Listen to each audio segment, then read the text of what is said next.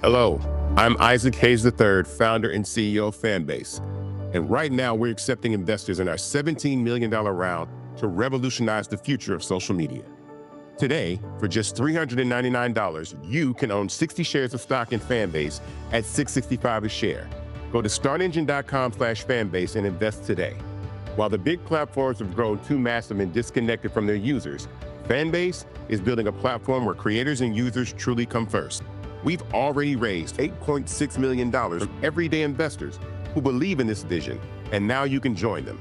This is your chance to invest in a social media tech company with over 1 million users that is disrupting media by allowing anyone to reach all of their following and monetize their content from day one. The market is changing, big platforms are failing to serve their users, and Fanbase is stepping up to fill the gap. Don't wait until it's too late. Invest now. Invest for yourself and your future. Go to startengine.com/fanbase and own the future of social media.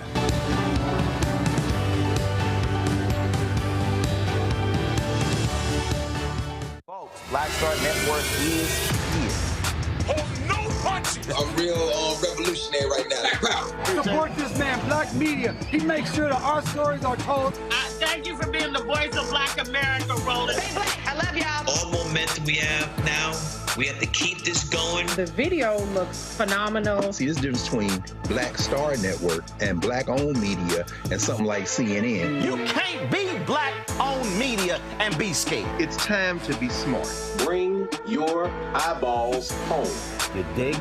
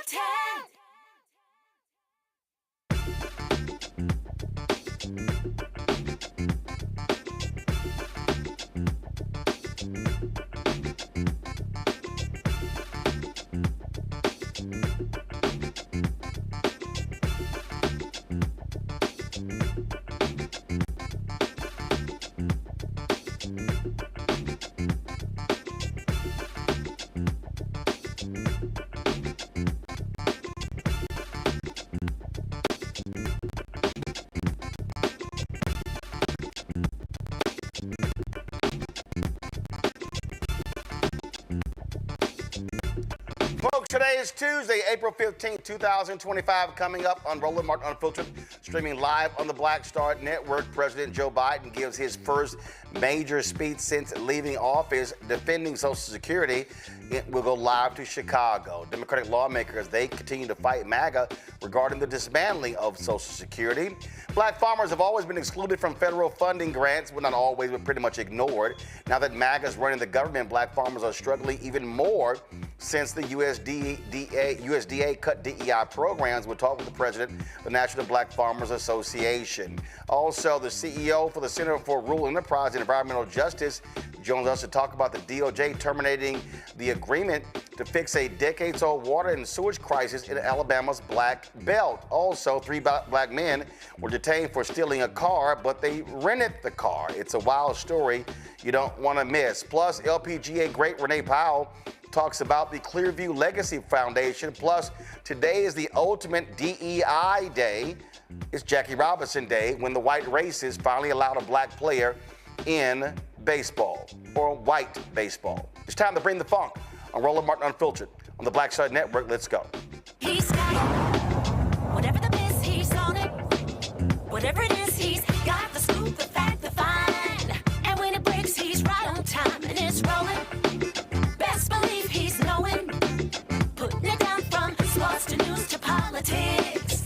With entertainment just for kicks, he's rolling. It's on go, roll, y'all. It's Roland Martin, rolling with Roland now. He's funky, he's fresh, he's real, the best, you know he's Roland Martin now.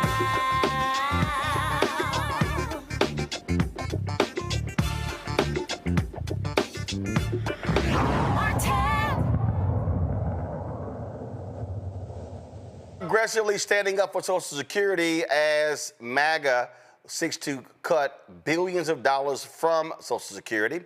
President Joe Biden, in his first major public address since leaving office, is speaking live in Chicago as it relates to this issue. Let's go live there. Hardly any black people in Scranton at the time I was only going in the 4th grade. And I remember seeing the kids going by at the time called colored kids on a bus going by. They never turned right to go to Claymont High School. I wondered why. Asked my mom, why? So in Delaware, they're not allowed to go to school, in public school, with white kids, honey. That sparked my sense of outrage as a kid, just like it does, and these young kids right here can tell you things affect them when they learn about something that's really just unfair and unjust. You know, my dad was an honorable man. And my dad used to have an expression. He said, Joey, your job's about a lot more than a paycheck. It's about your dignity. It's about respect. It's about being able to look your kid in the eye and say, honey, it's going to be okay, and mean it. Well, that's what you're all about. That's what the legislation is about. It's about dignity. Simple dignity. Everyone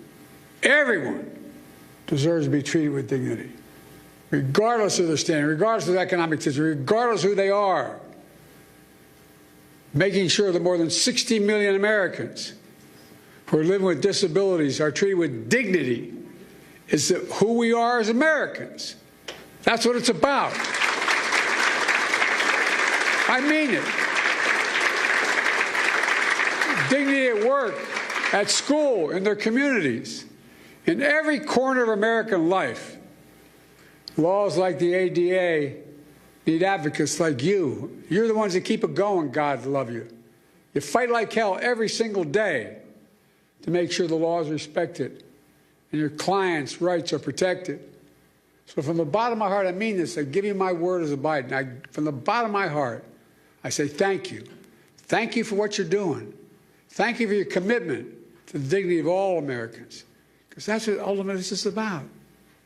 Folks, today I want to talk to you about an issue that's front and center right now for millions of Americans. Social Security. You know, some of you may know the Democrats have declared today the Save Social Security National Action Day. National Day of Action, I should say. We know just how much Social Security matters to people's lives. Everyone in this room fights for people with disabilities who rely on Social Security to survive. To survive. Not just the physical side, it's the mental side. It's the mental side. You make sure folks get the benefits they earn after a lifetime of hard work. The work they do is more than just a profession, what you do. It's a calling. It's not just a profession. And Social Security is more than a government program. It's a sacred promise. We made it today, a sacred promise. 73 million Americans receive Social Security. From their first paycheck through their entire life, they pay into Social Security. And in return, they count on Social Security to be for them when they're going to need it. Folks must never, ever betray that trust or turn our backs on that obligation. That's why during my presidency, we protected Social Security and made it stronger. Martin, the governor, can tell you. We came into office, Social Security Administration had its lowest staffing, she referenced it, lowest staffing levels in 50 years. And demand was going through the roof because of my generation and the baby boom generation reaching the retirement age. So the demands on Social Security increased significantly. Our administration secured nearly $2 billion to reduce the backlogs and improve customer service. We slashed wait times for folks in need who are calling the 1-800 number. We got it down to under 13 minutes. It used to be 3 times that long when we took office. We made it easier for people to get help with their claims online. We reduced how long it takes to review a case. We fixed the appeal system to make it uniform in all 50 states, which made a difference. And we strengthened the anti-fraud measures to protect people's identities and to make sure benefits are going to people who actually they belong to. By the way, those 300-year-old people getting that Social Security, I want to meet them because I like to figure out how they live that. Hell of a thing, man. I'm looking for longevity because it's hell when you turn 40 years old. But as a result, by the time we left office, we had improved every single line of customer service, from applying for disability to filing an appeal to reporting fraud. It all became more efficient and more effective. And I'll bet it made your jobs easier, too, in the process. Now, these achievements may not sound so glamorous to most people, but you know, they're absolutely essential. In my view, one of the most important jobs of any elected official is to make sure the government works for the people, works for all people. It's understandable. They can understand what it is. And then we keep our promises to the people, to all the people. That's exactly what we did, thanks to all of you. I also signed into law the Social Security Fairness Act. That act eliminated 2 unfair rules so public employees wouldn't get shortchanged. The government pension offset and the windfall elimination provision can never come in ever again.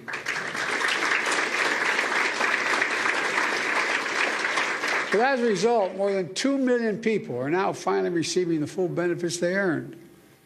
And remember, we also faced a constant threat by some members, Republican members of the Congress, to cut and gut Social Security, period. Cut and gut it, period. They wanted to let Social Security expire every 5 years. That was a proposal. Let it expire every 5 years unless reauthorized by the Congress. Who in the hell do they think they are? Every 5 years and then wait around and be... no. I will not go further or get in trouble, but look, folks. You can imagine the chaos it would have charged. Every 5 years, Congress is going to step up. You imagine this Congress stepping up? They threatened to raise the retirement age as well. Now, that might not be a hardship for someone working in a comfortable job. But if you're on your feet all day, you're doing manual labor all day, You're working with a disability. It's a very different matter. And then they even tried to face cuts, force cuts on Social Security during the negotiation of the debt ceiling. These are wonderful guys. Last time this guy had the job, he raised the debt ceiling because of an enormous and profligate tax cut to the super wealthy. And then he said, look, then they started talking to his colleagues. Well, maybe we can do something about Social Security, but we got to do something about the debt ceiling. How are we going to do? We can find the money in Social Security. Unless we do what they wanted. They wanted to cut Social Security. Not on my watch. We refused to go along with any of that. Look, Americans have always been able to count on these benefits. And let me pause a second here and say this. We talk about the physical needs that Social Security provides for people, particularly people, hardworking people, people retired, people on the edge. But the psychological impact is profound. Profound. You're a man or a woman, you're 70s, 80 years old, you're not in good shape, you have a disability, and you hear the check may not come. How do you sleep at night? How do you sleep at night?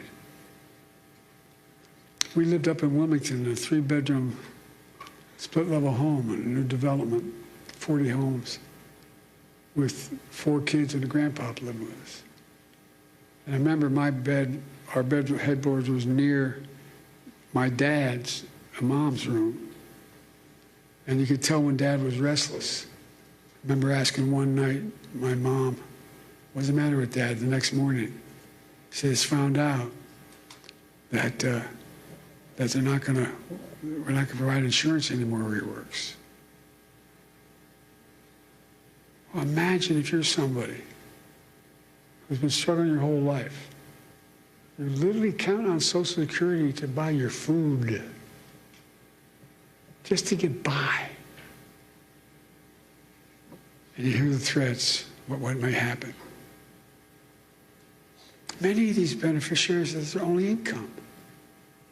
If they were cut or taken away, it'd be devastating, devastating for millions of people.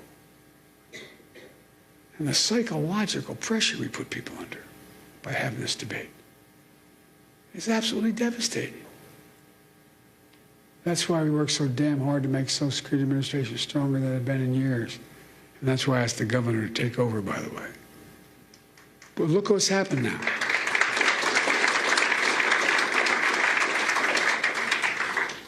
Fewer than 100 days, this new administration has made done so much damage and so much destruction.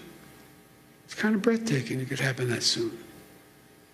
They've taken a hatchet to the Social Security Administration, pushing an additional 7,000 employees, 7,000 out the door in that time, including the most seasoned career officials. Now they're getting ready to push thousands more out the door. Already we can see the effects. For example, thousands of people use the Social Security website every single day to check on their benefits and submit their claims. But now, the technology division of Social Security Administration has been cut in half. And so the website's crashing. People can't sign on to their accounts. What do you think it does to that woman's living alone at 74 years checking, just not able to even find out whether she can't even find out what that disability claim is she has. She can't file a new disability claim. And a lot of these people are being told incorrectly that their benefits have ended. Folks, imagine the panic that causes if you're a retiree living alone with only Social Security to depend upon. So now people are overwhelming the phone lines. They're showing up at the local Social Security office, tearful and frantic, and told, do you have an appointment? In that tone, by the way. I can give you a personal example if I'm not going to, though.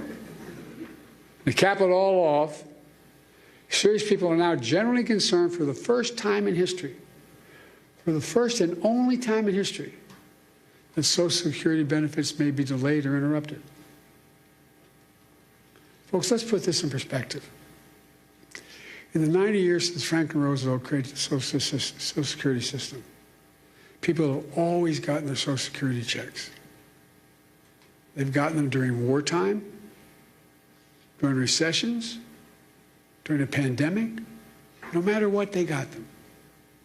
But now, for the first time ever, that might change. It would be a calamity for millions of families, millions of people. But the current Secretary of Commerce doesn't seem to get it.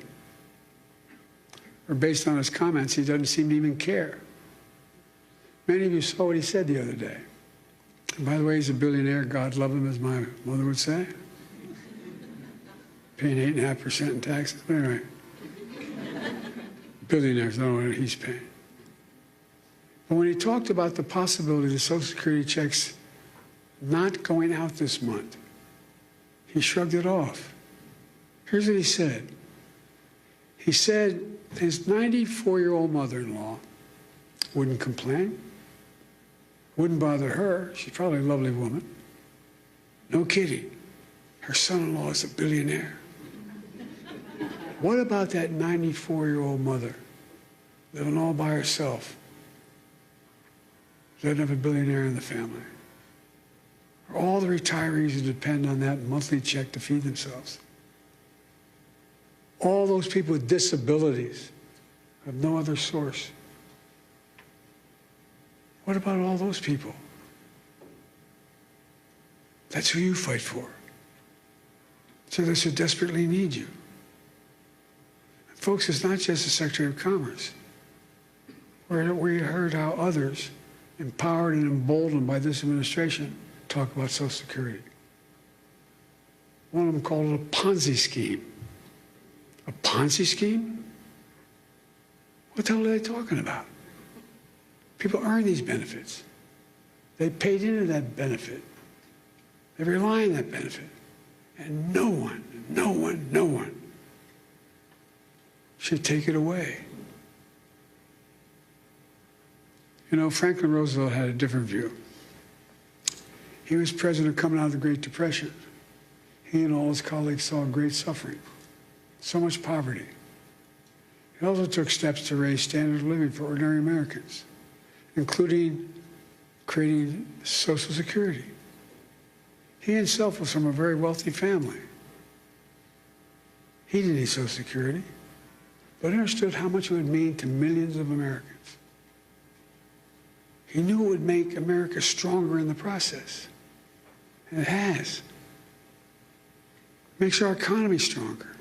It makes the community stronger. It makes families stronger. It gives peace of mind.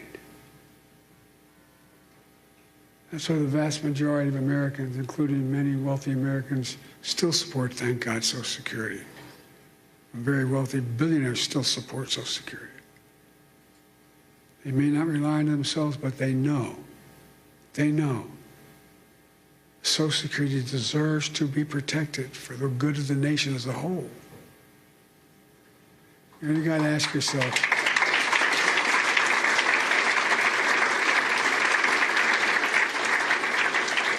yourself, why is this happening? Why are these guys taking aim at Social Security now? Well, they're following that old line from tech startups. The quote is, move fast, break things. Well, they're certainly breaking things. They're shooting first and aiming later. And as a result, the result is a lot of needless pain and sleepless nights. My friend Governor O'Malley knows what they're really up to. He says, and I love his quote, they want to wreck it so they can rob it. They want to wreck it so they can rob it. And why do they want to rob it? In order to deliver huge tax cuts to billionaires and big corporations and keep it going. They want to make permanent the 2017 tax cuts, which overwhelmingly benefited the wealthiest Americans and the biggest corporations. That's going to cost $5 trillion. Where are they going to get $5 trillion to pay for it, other than continue to run the deficit up? Well, what do they always do? By running up the national debt, number one, and then by taking the money from someplace else. What are the two big pots of money out there in raw numbers? Social Security and Medicaid. Well, from other programs that people rely on and have paid into. Republicans, or these guys, are willing to hurt the middle class and the working class in order to deliver significant greater wealth to the already very wealthy. Who in the hell do they think they are? I really think, I mean, just basic decency. Who do they think they are? I think anybody should go out. They can make $1 billion a year. They can, fine. Pay your fair share. You know what the average? We have 1,000 billionaires in America. You know the average federal tax they pay? 8.2%. Anybody want to trade that number? What you're paying? Folks, look. Let me close. I'm sorry to go on so long, but it's just, anyway. I grew up in Scranton, Pennsylvania as a kid, and then Claymont, Delaware. Middle-class towns, working-class towns. Places where people worked hard all their lives with the promise that they'd be able to retire someday with a little bit of dignity. Because they've been paying in a thing called Social Security since the very paycheck they ever earned. These people get knocked down every day, learn to get up. My dad's one experience, you get knocked down, just get up. Get up. They get up every day. The last thing they need from their government is deliberate cruelty. It's about people and neighbors across the country who look out for each other. You don't see empathy. They don't see it as a sign of weakness. They see empathy as a decent instinct. They don't see cruelty as a sign of strength. Social Security is about more than retirement accounts. It's about honoring a fundamental trust between government and people. It's about peace of mind for those who work their whole lives so they can rest assured they'll have a chance. They'll get back some of what they earned and what they deserve. But more than anything else, I mean this sincerely. And as my friend says, maybe it's the Irish of it in me, but it's about who we are as Americans. Who are we? What makes us distinct from the rest of the world? It comes down to basic, in my view, fundamental American values. Nobody's king. Nobody's the boss. Everybody has a shot. All people are asking for is a shot. Honesty, decency, where hard work is rewarded. Have some faith in each other. Fairness, simple fairness. We can't go on like this as a divided nation, as divided as we are. Like I said, I've been doing this a long time. It's never been this divided. Granted, it's roughly 30%, but it's a 30% that has no heart. What we see in America, that's what we believe in, fairness. And that's the America we can never forget or walk away from. Folks, I mean this. I know it sounds trite, but I have to remember who we are. We're the United States of America. The United States of America. Most unique country in the history of the world, and that's not hyperbole. Every other nation was founded because of religion, geography, ethnicity. We're the only nation in the world found on an ocean. We hold these truths to be self-evident, that all men and women are created equal, endowed by their Creator. That's the one thing that united us, an idea. Every other nation was because of a purpose. It's an idea. And how can we fulfill the outcome, the meaning of that idea? We walk away from just basic fundamental decency. Folks, sorry to go on so long, but I feel deeply about this. You know, you've heard me say it before and I'll say it again. There's nothing beyond the capacity of America to do when we do it together. Let's do it together. God bless you all, and may God protect our troops. Thank you, thank you for what you do, and thank you for this wonderful award. Thank you. That was President Joe Biden speaking live in Chicago. This issue is, again, all across the country. Democrats are making it clear that they have to speak loudly against it. You see a number of members of Congress posting videos on social media talking about Republicans, their attacks on Social Security. Here is Democratic House Leader Hakeem Jeffries. All across America, House Democrats and Senate Democrats are holding a Save Social Security Day of Action. Why? Social Security here in New York City and across the country faces an unprecedented assault, the likes of which have not been seen since 2005, when former President George W. Bush tried to privatize it. Donald Trump, Elon Musk, and House Republicans think that Social Security is a Ponzi scheme. Social Security is not a Ponzi scheme. It is an earned benefit. Hard-working New Yorkers pay into Social Security and have done so throughout their entire working life. They've earned their Social Security benefits, worked hard for their Social Security benefits, and deserve their Social Security benefits. It is unacceptable, unconscionable, and un-American that Donald Trump, Elon Musk, and House Republicans are dismantling and closing Social Security offices, jacking up wait times, and preventing hardworking Americans from securing their benefits.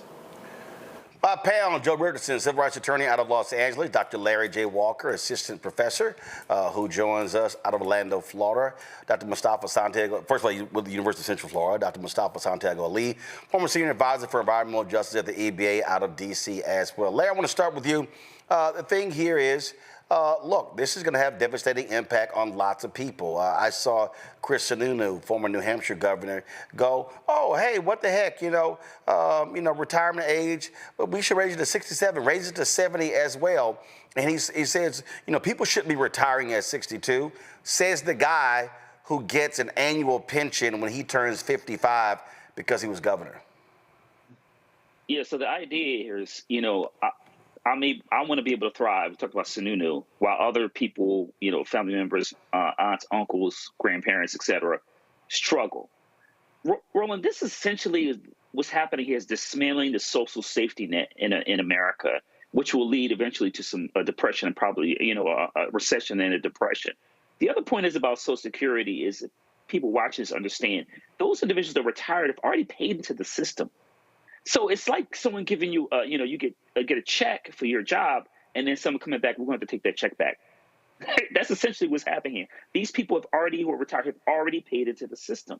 And for 90 years, Roland, this year, Social Security has been an integral part in terms of making sure individuals, hardworking Americans, like I said, who have paid into the system, who have retired, who deserve to live, peacefully, don't have a rug pulled from under them. This will have a devastating impact.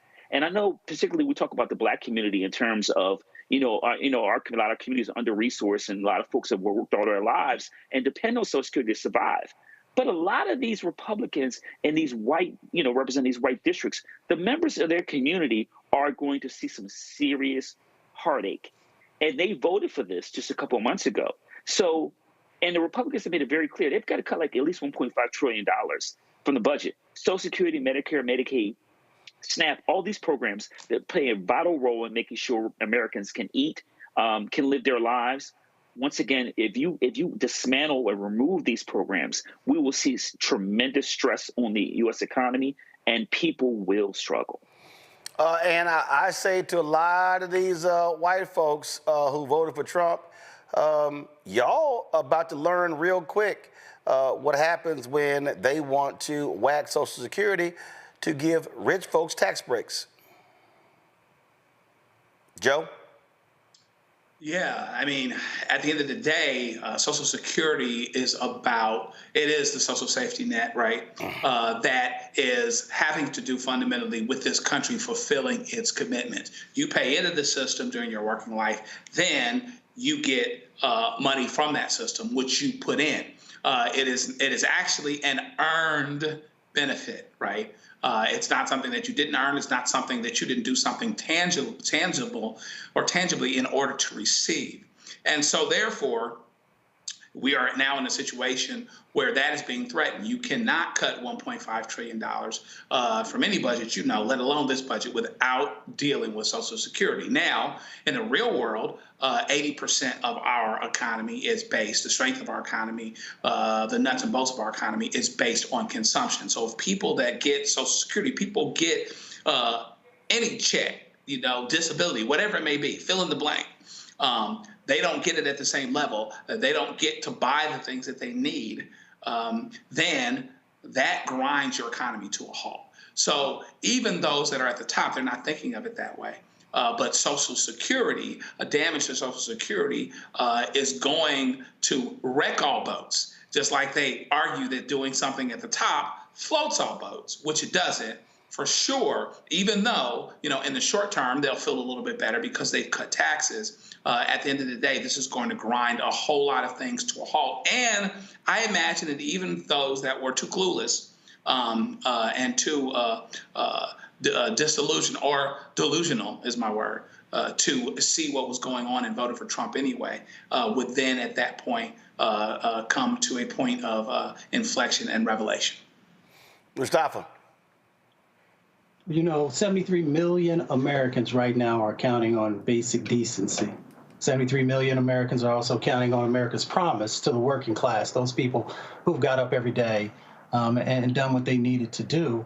And now America, once again, is breaking the promise. Now, people often don't realize when we're talking about Social Security, we're talking about the average benefit of about $1,980 a month. That breaks down to a little less than $500 a week. So I would just ask the folks who are watching, could you survive on $500 a week? Knowing how inflation has happened, we've seen the prices of food, we've seen all these things that continue to go up, and then these individuals have, the gall to actually try and take away these basic ability for folks to hit their basic needs. The last thing that I'll say, Roland, is most folks may remember when Donald Trump was running, when he's on the campaign trail, he pledged to protect Social Security benefits. He said, and I quote, that he would never do anything that would jeopardize or hurt Social Security or Medicare. No cuts or increases in the age of those who receive the benefits. So once again, folks got bamboozled. So the question becomes what you're going to do about it. Are you going to actually pick up the phone? Are you going to actually get out and use nonviolent ways of addressing what's going on in this space? Are you going to hold your elected officials accountable? And are you, when next time you have the ability to vote, are you going to make sure that you put people in office who will actually make sure that your grandmother and maybe somebody who's dealing with a disability has the ability to actually be able to live in a decent way, to be able to live in a humane way? So the question is, what are you going to do with your power? Well, we all know he's a liar. I mean, he lies about lies. So anybody who believes that, they're stupid. They're stupid as all get out. And the people who are also stupid are the people who agree with this dumbass's tariffs. Let me give y'all a sense of this here.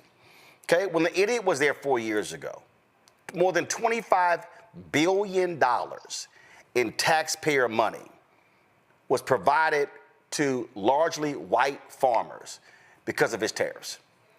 I remember there were farmers who announced that they were losing their farms, filing bankruptcy. And I'll never forget, one of these white boys said, oh, I would vote for him again and it's worth losing. And I'm sitting there going, time out. Yo dumbass defending that the man lost the family farm because of Trump's idiotic tariffs that did nothing, that accomplished nothing. And more than 25 billion of that were given to farmers. But let me be real clear, white farmers. So what are we now seeing? On today, which is the ultimate DEI day, diversity, equity, inclusion, when the white racists finally allowed Jackie Robinson, because it wasn't about merit, to come and play in Major League Baseball. And we'll cover that later. But we're seeing the attacks on DEI in every federal government. And guess what that includes? Agriculture, USDA, is having a devastating impact on black farmers. So black farmers already got screwed and have been getting screwed for decades. Now when you had a glimmer of hope, Trump is like, shut the door. And guess who's quiet? All of these black MAGA people. You hear nothing from Senator Tim Scott. It's black farmers in South Carolina. You don't hear jack from Congressman Byron Donalds. Nothing from Utah Congressman Burgess Owens. You don't hear jack from Texas Republican Congressman Wesley Hunt. Black farmers down in Texas. There's some black farmers in Florida. Nope. Now, we know ain't no black farmers in Utah. So you don't hear nothing. Not a peep. And how about all these other little MAGA minions? What's that little girl down in Atlanta, Michaela, whatever the hell her name is? Ain't heard nothing. Ain't heard nothing. What about that little other fool, Harris? They love, what about all them fools? All them fools who were sitting here at the White House, Black History Month reception, smiling and cheesing and profiling and posting their videos and all on social media. Oh yeah, they were all doing that. And guess what? Silent. How about Sharice Lane? Here's a black woman who's a Florida A&M graduate. Florida Agricultural and Mechanical University. She one of them folk. When Florida, they cut $16 million from Florida A&M's pharmacy school. Ain't heard a peep. I told y'all. We saw what happened down there when Trump declared it was illegal DNA. It was illegal DNA. DEI, illegal DEI. So they canceled the deal in Alabama. We're going to talk about it a little bit later. What have I constantly said? These people do not like black people. And these same black conservatives, these black MAGA people, none of them are standing up for black people. None of them. John Boyd is the president of the National Black Farmers Association. John, we made it clear Yes. Trump didn't give a damn about black farmers last time, No, and he don't give a damn about black farmers now. That's correct. And Roland, you laid it all out there loud and clear.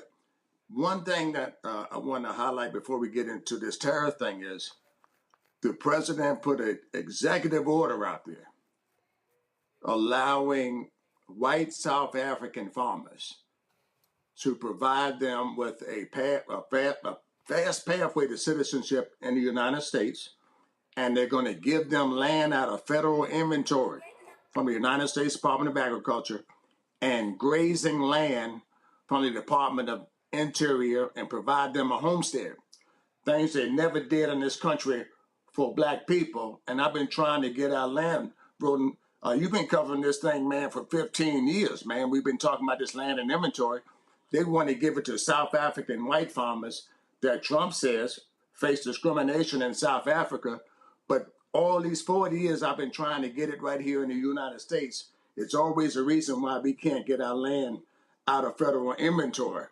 That should be on blast on everybody's social media line, because land, Roland, is everything, is absolutely everything. And that's why I've been after it for all of these years. And this president came in and closed up civil rights on the first day at the United States Department of Agriculture.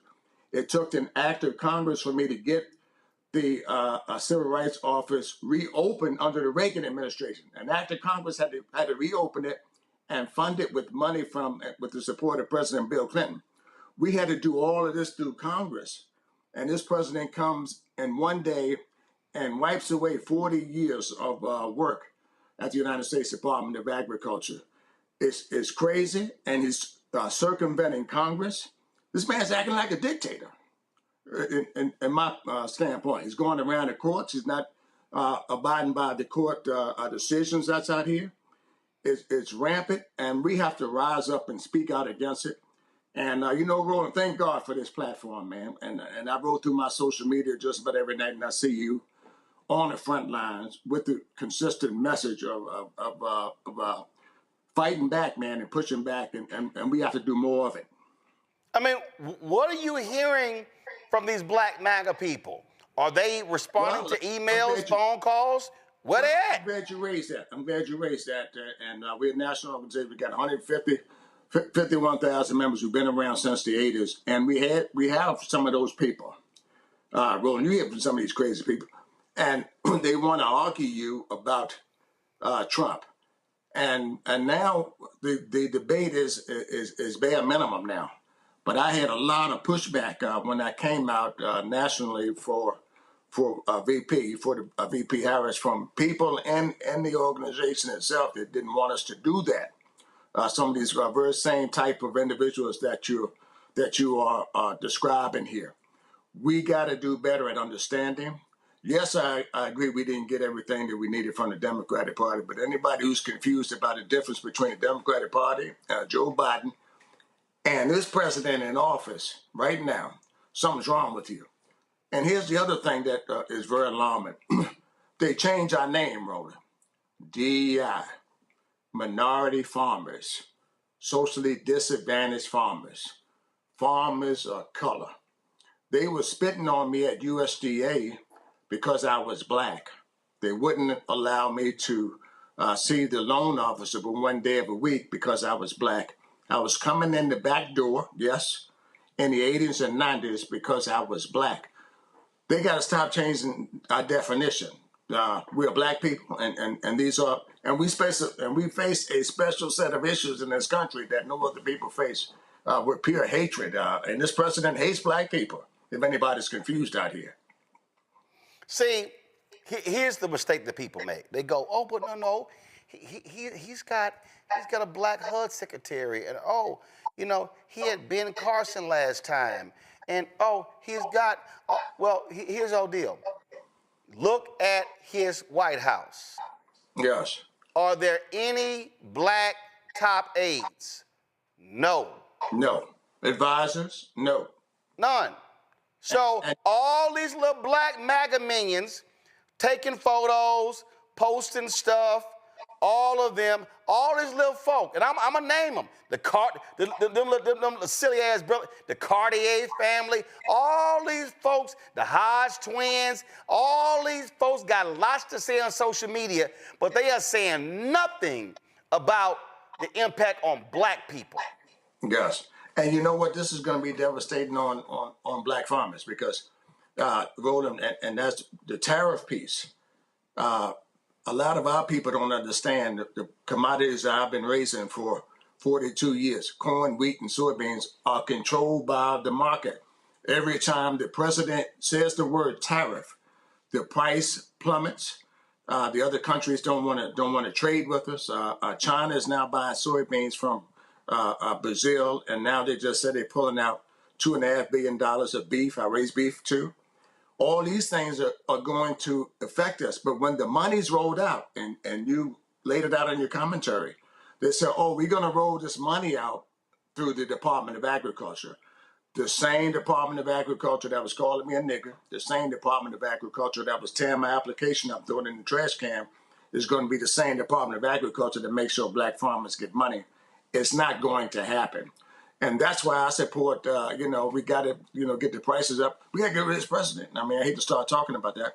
We got to put a candidate out there. They got the galls and balls enough to stand up to him. And also say, I'm going to come into office the first day and do away with every one of those executive orders that he put out there. We're going to do away with it. We need a person like that who's standing up and fighting right now and saying and talking and saying those things right now. That's the first thing we got to do. And then black people, we got to voice up and come together. If we can't come together under Donald Trump, we're never going to come together in this country based on this way this man has treated black people. Every week he's saying something directly, do away with Black History Month, do away with anything that has anything to do with color and blackness in this country. He came in, and his architect, Roland, we don't want to leave his name out. His name is Stephen Miller.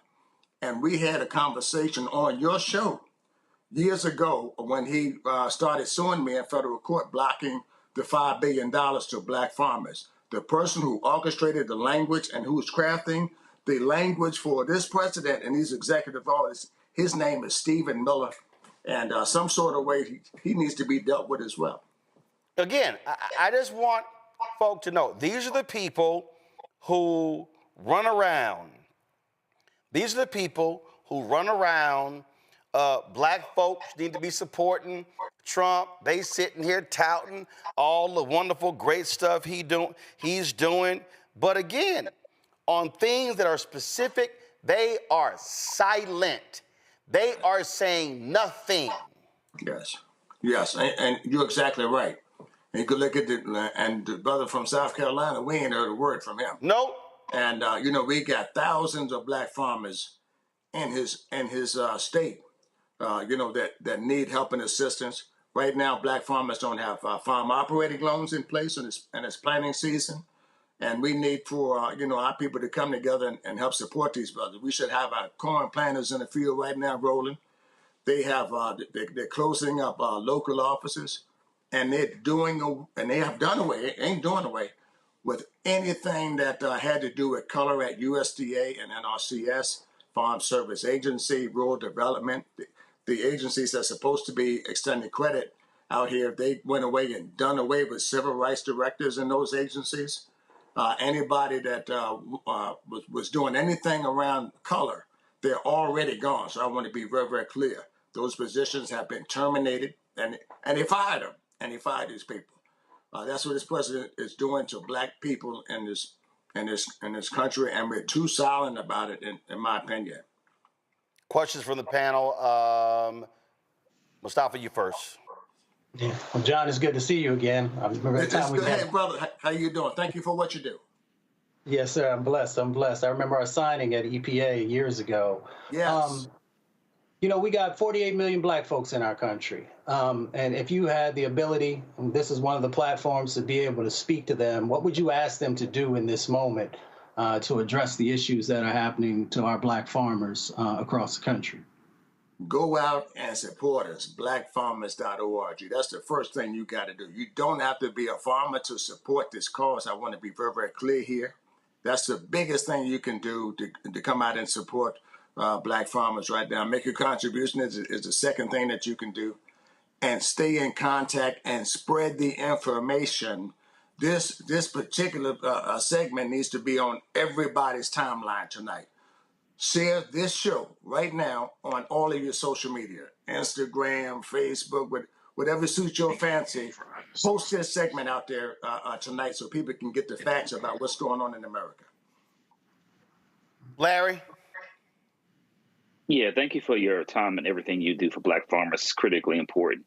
Can you talk a little bit about, there's a long history of black farming in the United States. A lot of folks don't know about, our history in agriculture. Can you talk about what the future could look like? You talked about some of the challenges, particularly the tariffs. Could you, and I know it's having a major impact on farmers in general. And we talked about the challenges that black farmers encounter. What could the future of black farming look like with tariffs, particularly with the tariffs, in this, fight with China, et cetera? What could black farming look like over the next 5 to 10 years? Well, it's going to be the loss of farms for us. That's the first thing. That these tariffs are going to put us out of business with no oversight and no regulation from the courts or from the United States Department of Agriculture. And I'm telling our people, and to back up just a little bit, panel, buy some land. Buy some land. Guess what? White farmers are going to be losing some of these farms too. It won't be just black farmers. Some of these mid-scale farmers are going to be losing their farm. Buy some land. If you can afford a ragged-ass Cadillac and Mercedes-Benz, you can afford 5 acres in the country. Yes, I said it. Yes, stop buying them cars, stop buying them designer clothes, and buy 5 acres in the country. That's the first thing we can do as black people. Don't leave that money in the bank right now. Buy some land when it's going to become available. And you heard it from me first. There's going to be a lot of land for sale in America, and we can't let Bill Gates and China and the rest of the people buy it. That's the first thing. We have a rich history of farming. I bet everybody on that panel came from somebody's farm and somebody from one of these southern states here in the country, and we have a farmer in our family. Tell the rich story of history of what our forefathers did. We own 20 million acres of land at the turn of the century. We're down to 3 million acres of land. Roughly hovering around 50,000 black farmers, full-time farmers that make a living. I'm proud to be one of those black farmers that farm full-time, and a host of other part-time farmers, and we raise everything. We own, and guess what, people? We're the best. I said it on your show, Roland. We're the best farmers ever in this country because we survive with no loans. We survive with discrimination. We survive with ag companies not supporting us, and we're still here by the grace of God. And guess what? We're going to survive that. You want to know why? We survived slavery. We survived Jim Crow. We survived sharecropping. All the things that they thought would put us out and put us down, we're still here. We're still here by the grace of God. Larry, I'm sorry, Joe. Thank you so much, sir, for what you're doing to build on what it was that you were saying. My grandmother, Lucy Perdue, was born in Sparta, Georgia, grew up in Macon, Georgia. My mother's side of the family, everybody's from Mississippi and Alabama through Salina, Tennessee. Give us, city folk, a one-on-one on why farming is important. It's gotten, a little trendy for us to sit and talk in church about, we should use this land and you should grow some things, et cetera, et cetera, et cetera. But give those of us that don't know and haven't really gotten it a quick one-on-one about the importance of farming to what we eat every day already. Thank you for that. And my grandfather's name was Thomas Boyd. He said land was everything. Everything good and great came from the land. Clean drinking water, fresh food to feed your family, timber to build a house on. We've gotten away from that, and the farm is where we built our families. Yes, we spent time together. We were raised together. Many black families. My daddy came from the last of 15 kids, and a lot of black families. My mother had 10 siblings. We've gotten away from the family structure of the farm and also the ability to feed ourselves. if you look at our forefathers, they lived longer than we do now. It's because they was eating healthy foods from their farms that wasn't tainted with chemicals. They were eating meats and all these great fresh things, and they lived longer because of the lifestyle. We've gotten away from the lifestyle, and to answer that question more directly, we take for granted that we have food for abundance in this country. That's what we're taking for granted. So when you look at farmers and why it's important, we're going to sit down, we're going to eat dinner tonight. Some of us going to eat too much like I do. And we take for granted that that food was grown from someone's farm in this country. So we need to go back and redevelop our connection with food, healthy foods, and the family structure that came from our forefathers. They taught us at home how to live and how to survive on these farms. And we've gotten away from that. And I want to tell the young people that's the way to survival. Land ownership is the way to freedom. If you want to be free in this country, you need to own some land so that they can't take that from you. All right. All right, then. Well, John Lick, keep up the fight. Roland, hey, man, we love you. I appreciate it. We love you. We support you, and we appreciate the fight that you put out here every single day, man. Thank God for you. I appreciate it, and I have not forgotten your offer to come down to the farm to ride horseback. Come down here, man. I saw you out there with that cowboy hat on, Roland. Come on now. I want you on my farm wearing that cowboy hat. Oh, that ain't a problem. I got a few I can rock. Now how far are you from D.C.?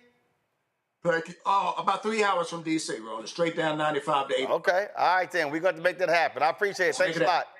Thanks a lot, brother. All right, folks. Got to go to a break. We come back. Lots more to talk about, including today being the ultimate DEI day. Today is a day called Jackie Robinson Day. And this is a day when the white folk allow one black man, merit, to play in their game. I got a lot to say about that, especially in this space where all we have nothing but attacks against DEI. I got lots to talk about. You're watching Roland Martin Unfiltered on the Black Star Network. Support the work that we do. Join our Bring the Funk fan club.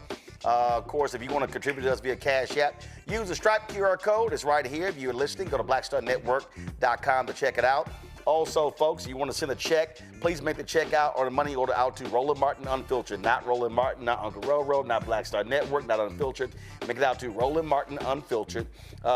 Send that check to P.O. Box 57196, Washington, D.C., 20037-0196.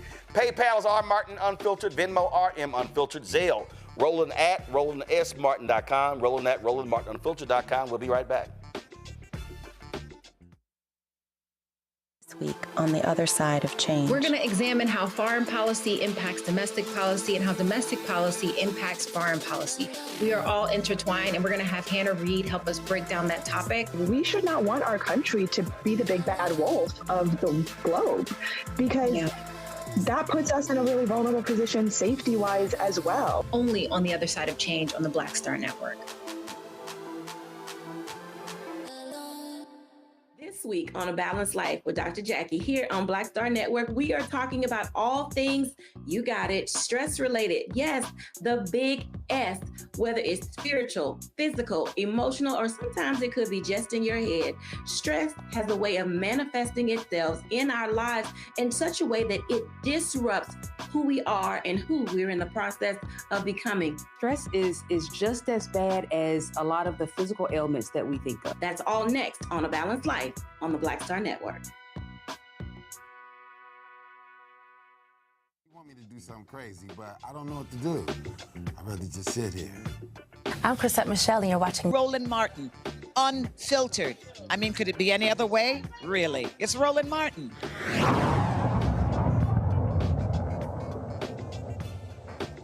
Folks, on Monday, we reported the Department of Justice had terminated a landmark agreement to address long-standing sewage issues in Lowndes County, Alabama.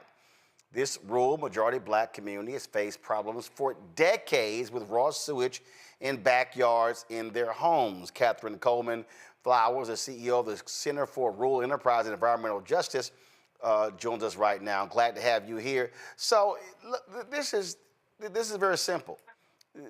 These are black people. These are black people impacted. This had been going on for decades. This was an infrastructure issue. And Trump decides to, oh, what the hell? Get rid of the settlement and calls it an illegal DEI settlement. What the hell? I'm still trying to understand that one myself. So for folk who don't understand, explain the settlement. Well, the settlement occurred because for years, I've been doing this work since 2002, because initially the Alabama Department of Public Health were arresting people who could not afford on-site sanitation. And that's how I got involved in doing this work. And as a result, we ended up working with Earth Justice, and we filed a complaint against the Alabama Department of Public Health alleging a civil rights violation. This is the first time that Title VI was used to look at environmental justice and to try to obtain justice. And as a result, the health department entered into an agreement with the Department of Justice and Health and Human Services, where they would work to try to remedy the wastewater problem in Lowndes County by helping to put in place septic systems. And some of that was funded by the government, because the other question is, that we still don't know the answer, is how much of the money that's been allocated has been spent, and how much of it will go to actually putting in place septic systems for families, or are they taking that away too and calling it DEI? And again, for the people who don't understand the impact here, we're talking, so describe the problem. This raw sewage in the yards, front yards, backyards, in the house. How dire was this? I've seen it front yards, backyards, under homes, going out into the woods. I've seen it everywhere you can potentially see it. We also have seen where there are balls where children were playing around it. We've seen basketball courts nearby, and one basketball obviously ended up in the sewage and they didn't get it. So we've seen all kinds of ways in which people have tried to get this away from their homes. And this has been going on far too long. And what is significant about Lowndes County is that it's located between Selma and Montgomery, and at one point was called Bloody Lowndes, and it's very, very significant to our voting rights history as well.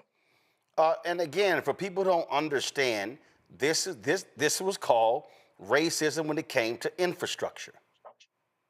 Yes, it is. We call it sanitation inequality, where the type of infrastructure investments that should have been made in these communities, really in rural communities across the United States, have not been made.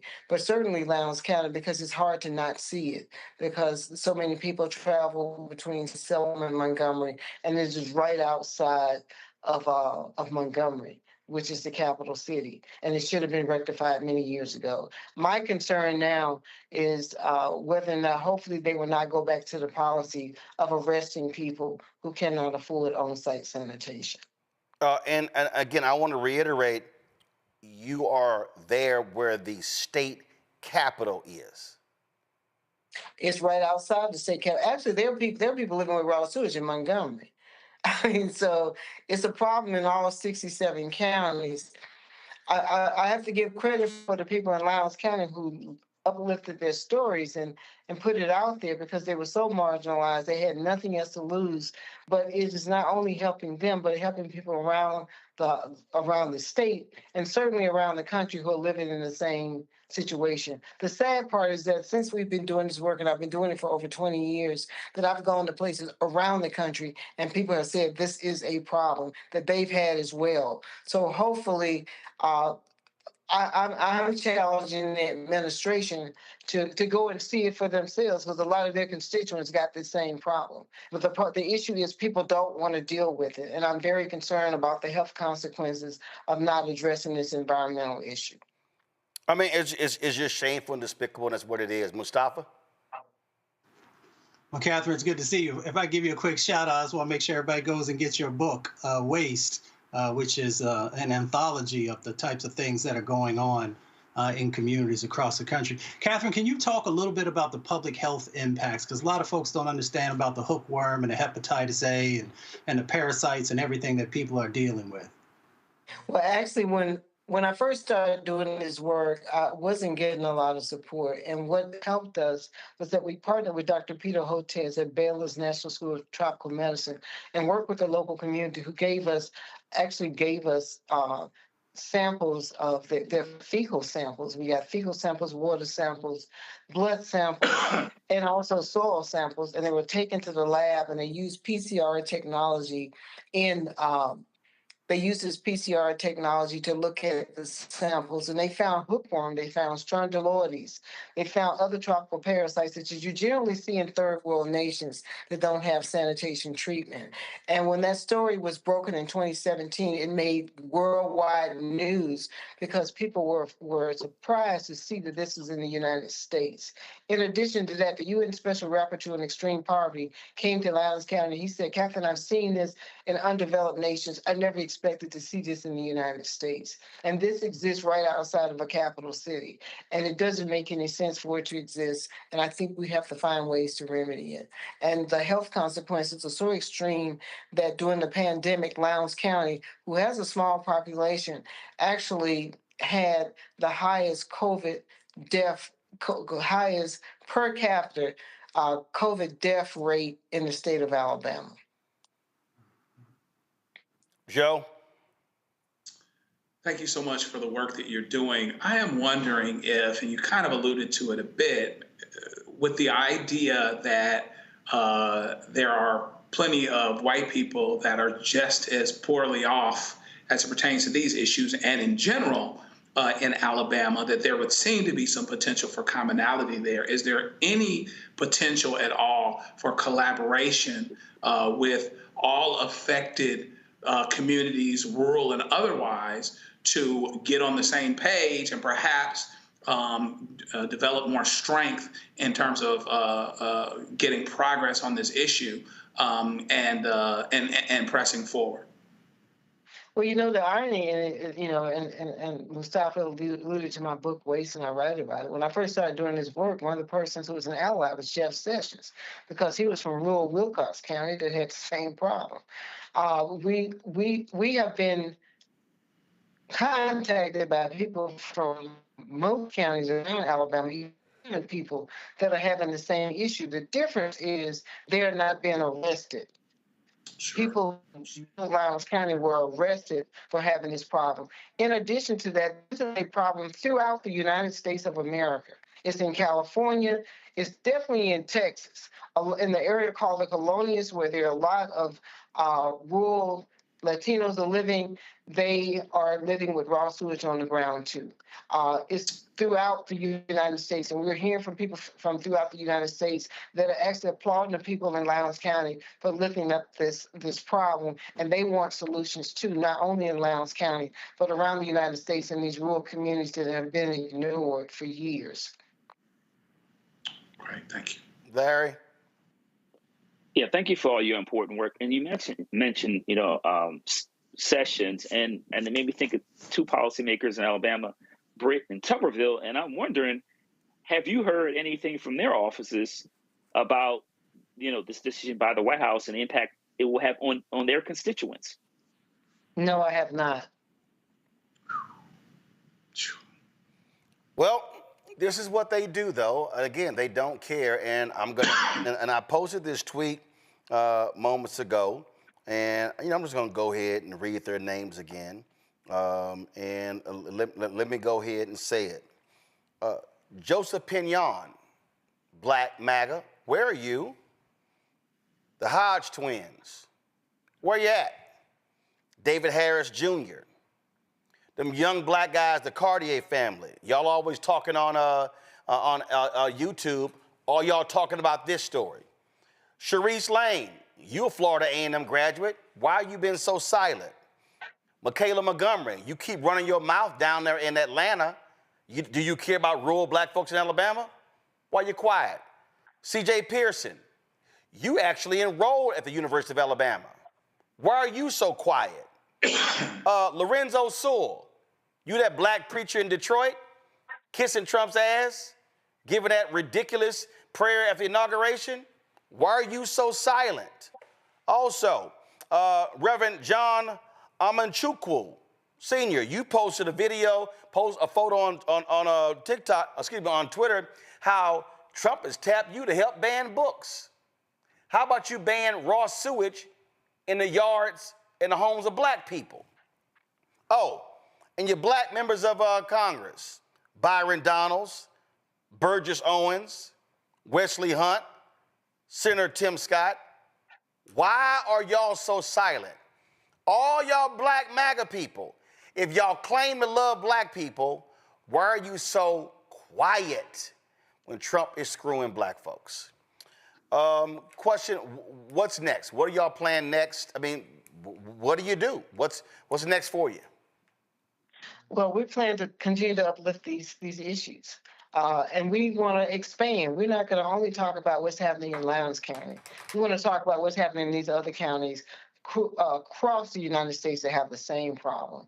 In West Virginia, in Virginia, in Georgia, and Margaret Taylor Greene's district, where I spoke, and people there were telling me about the sewage issues they were having there as well. I think we need to lift these issues up, and we need to make sure that people understand that how in the world can we seem to be a prosperous nation when we allow these third world activities to exist and we do nothing to help it, but we can send people into outer space to do things that are not significant.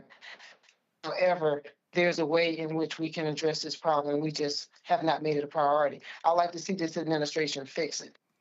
All right, Catherine Coleman Flowers, we appreciate it. Thanks a lot. Thank you. All right, folks, going to a break. We come back. Donald Trump, now he's trying to extort Harvard and other Ivy League schools, and Harvard and MIT basically say, you can kiss our entire ass. I'll explain when we come back. Roland Martin Unfiltered on the Black Star Network.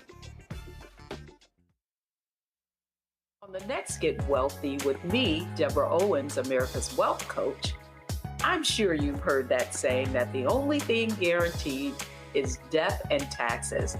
The truth is that the wealthy get wealthier by understanding tax strategy.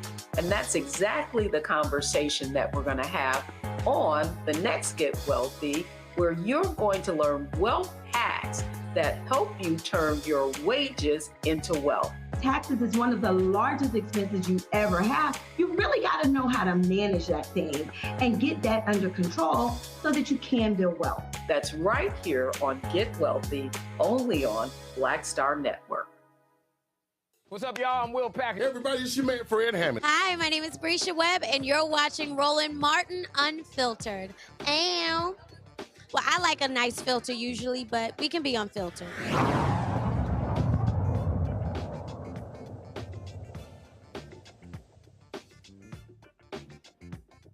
Well, Donald Trump is seeking retribution against more folks, this time Harvard University. They're claiming that they are targeting Harvard because they would not crack down on anti-Semitism on campus. That's bullshit. That's not what it's about. It's about controlling who gets hired as professors, what students get let in, and so he's using the threat of withholding federal funds in order to get them to back down. So as a result, he announced that they're going to withhold some $2 billion in federal aid. Well, Harvard was like, really? Really? That's what you think you're trying to do? And then now the fool is trying to say he's going to repeal their tax status. Let me know how that goes. Let me know how that goes. Now, remember, Columbia, they bowed to pressure. By agreeing to Trump's terms. Harvard said, nah, we ain't doing that. And they made it clear that no government, regardless of which party in power, should dictate what private universities can teach, whom they can admit and hire, and which areas of study and inquiry they can pursue. Well, MIT followed that up and said, yeah, we ain't buckling to you at all. See, this is the whole thing here that people got to understand, Larry. If you buckle to pressure, the thug is going to come back. This ain't no different if a mafioso comes to you and says, yo, you got to pay us a cut.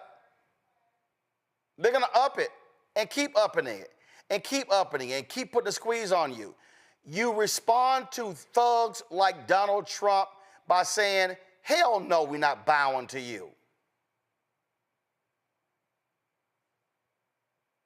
About, Harvard, but let's talk about another Ivy League college, Columbia University.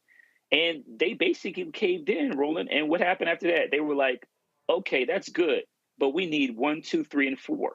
So listen, if you're reading book, understand how authoritarianism works. One of the institutions they go after is higher education. Obviously, Columbia and Harvard University have large endowments from Ivy League institutions.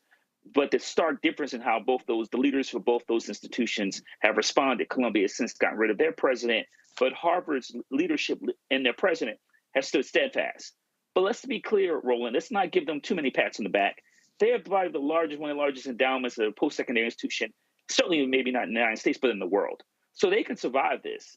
But we need to also see the leader from other institutions that, particularly those leaders that have something more to lose, including their jobs, step forward and be able to say, if they get these letters and say, no, we're not going to compromise. And we also need a lot of those law firms to do the same thing. But, Harvard did the right thing, but it's easy for them to do the right thing when they have a large endowment and alumni base they do. Well, but here's the, I don't care if they have a large endowment. I don't care if they have a large endowment and alumni base. Their response is the response that you need. It doesn't matter of them having an endowment. First of all, them having a large endowment, gives them that ability. But again, you have to have somebody who says, I'm going to punch back to give the next person courage. If everybody keeps capitulating, the dominoes just keep falling. Yeah, no, I agree with you 110%. And that's why I said when we talk about the president of Columbia University, did the exact opposite, right, and gave in. So what Harvard University has done is important. And hopefully it's the first of many steps of institutions saying that we won't compromise in terms of how we enroll students, the kind of training we do, the programs and classes we teach. And trust me, I know this from a firsthand experience that if you cave in, then they will continue to come for you on other issues. I mean, first of all, Joe, we see this with these law firms all buckling, all bowing their knee to Donald Trump. Major law firms scared to tell him, your executive order is illegal and we gonna take your ass to court. Yeah, it's nuts. Big law is just they cave in like a caveman. It's really nuts. And so we appreciate those that actually do take stands. And even though I think it is true that Harvard's got a little bit more ability to do it, and we can talk some other time about how I wish they had supported Sister Gay the way that they should have. That being said, they're doing the right thing now. This is about control. And an irony, several ironies here, Republicans, free markets, no control, states' rights, things like that. Now he wants all the control. This is really about control. The other thing is that there's an irony with, among other things, falsely claiming, as you said, it is bullcrap on a sesame seed bun, that this is about anti-Semitism. But it wasn't about anti-Semitism when Donald Trump was saying that the folks that were saying Jews will not replace us in Charlottesville were fine people. So they're super, super pragmatic. And the fact of the matter is, if these intellectuals, and this is also his firing shot against intellectuals. This is all part of his exacting revenge. And if they really want to, these cats can get together and outthink Donald Trump. He's just going to try to muscle you. He doesn't have any strategy. He doesn't understand that he could actually probably destroy the rest of the world and people not get it if he held on to Social Security. But he doesn't want all that. There's greed. He wants all of it. And so therefore, he tells you what he's going to do before he does it. And it's important and incumbent for people to take those stands and to be strategic and to fight back and to stay at it. And so in the final analysis, I'm glad that Harvard's doing what they're doing, and hopefully it creates courage for other folks to do the same. Mustafa? You let somebody punk you, they're going to keep punking you. It's the lesson that all of us have learned when we were on the playground. And the bully kept messing with folks, but they didn't mess with the person who said, you know what, my mama said I could pick up this brick and bust you in your head if you don't leave me alone. I'm not saying that we have to do violence, but I am saying that you can't let people continue to bully you. You know, it's interesting when you look at the move that he tried to make here. He said nothing says fighting elitism like punishing schools for not pledging allegiance to you, and that's exactly what he wants. He wants your power. He wants you to give it up so that he can continue to just put more of it together and continue to just move down the road without any folks pushing back against him. So, you know, I appreciate what Harvard's doing. I believe, and I think building upon what Joe said, we just need more folks to come together, both different types of schools and the individuals who went there, to be able to create this front against, you know, these injustices that keep happening. But, you know, folks are going to have to make a decision if you're going to give up your power or if you're going to stand your ground. All right, folks, let's talk about this story here that's pretty wild. 3 black men, in Maryland, they go to Arizona for a baby shower. Well, all of a sudden, there's this so-called mix-up where they rent a car and then they get accused of stealing the car. So check out this body cam video footage. It shows these men all calm but also confused and caught off guard when they were surrounded by cops outside of a Cane's restaurant in Glendale, Arizona. We got audio? Seat on the curb.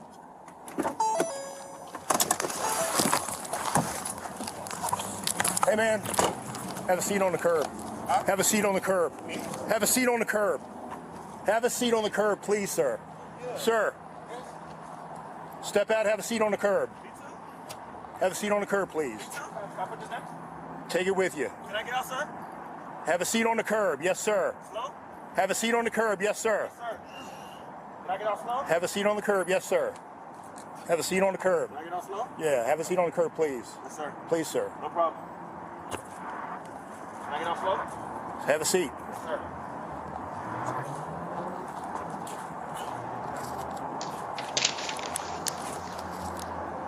Five King addressing 3. Can you step him up, please? Hey, I'll explain it all to you guys in just a moment, okay? No problem, sir. All right. We're out of towners. We're from Maryland. What's that? We're from Maryland, out of town. Oh, I'm from D.C. Oh, nice. Yeah. Go to my kid, man. Well, no problem. Okay. We'll explain it all and see you guys can get here. Hopefully you guys walk out of here, okay? Yes, sir. Anybody got any guns? No. No, okay. Go home tomorrow. I have a flight 6 in the morning. A flight? Yeah. Not a good time to fly. You flew out of DCA, too? Yeah, DCA. Yeah. All right. Don't let them scare you. They're just coming for us just because I called. Oh, no problem, no problem. Okay. Whose car is this? All right, so y'all, this is a 15-minute long video. Now, they were driving a blue Dodge Charger, okay? They rented the car through the app Turo, which is a car-sharing app like Airbnb for vehicles. Joining me now is Jeffrey Gadu, Kwabena Asante, Daniel Mpofo, along with their attorney, Kevin Murray. So glad to have y'all here. So so what happened? What caused y'all to get stopped? Did somebody call in? Did somebody see y'all make a wrong turn? How did y'all get stopped? We don't know. We were inside the Cane's restaurant. When we came out, as you can see in the video, we were getting into the car. Stop. I'm sorry. Y'all weren't driving? No, sir. Y'all were in a restaurant? Yes, sir. The car was parked. Car was parked? Yes, sir. So that means that they were just scanning license plates? Unfortunately, I couldn't tell you. from what they said is that we tripped a system, something in the system when we passed a traffic light or a camera, something like that, something to that effect. That's what they told us. Okay, they claim y'all tripped a system, and then all of a sudden, how long were y'all inside the Cane's? Probably 10, 15 minutes max. We placed the order to go, got the food and left. So y'all walk out of Cane's, and all of a sudden y'all look up, and it's just cops everywhere? Guns drawn immediately. Me and Jeffrey actually got into the car. We didn't see the cop. The driver, Quab, was the last one getting in the car because he had to put his food at the top of the car. And then we heard the cop kind of like yelling at him to sit on the curb. We, of course, were clueless. We didn't know what was going on. So you can see the confusion initially.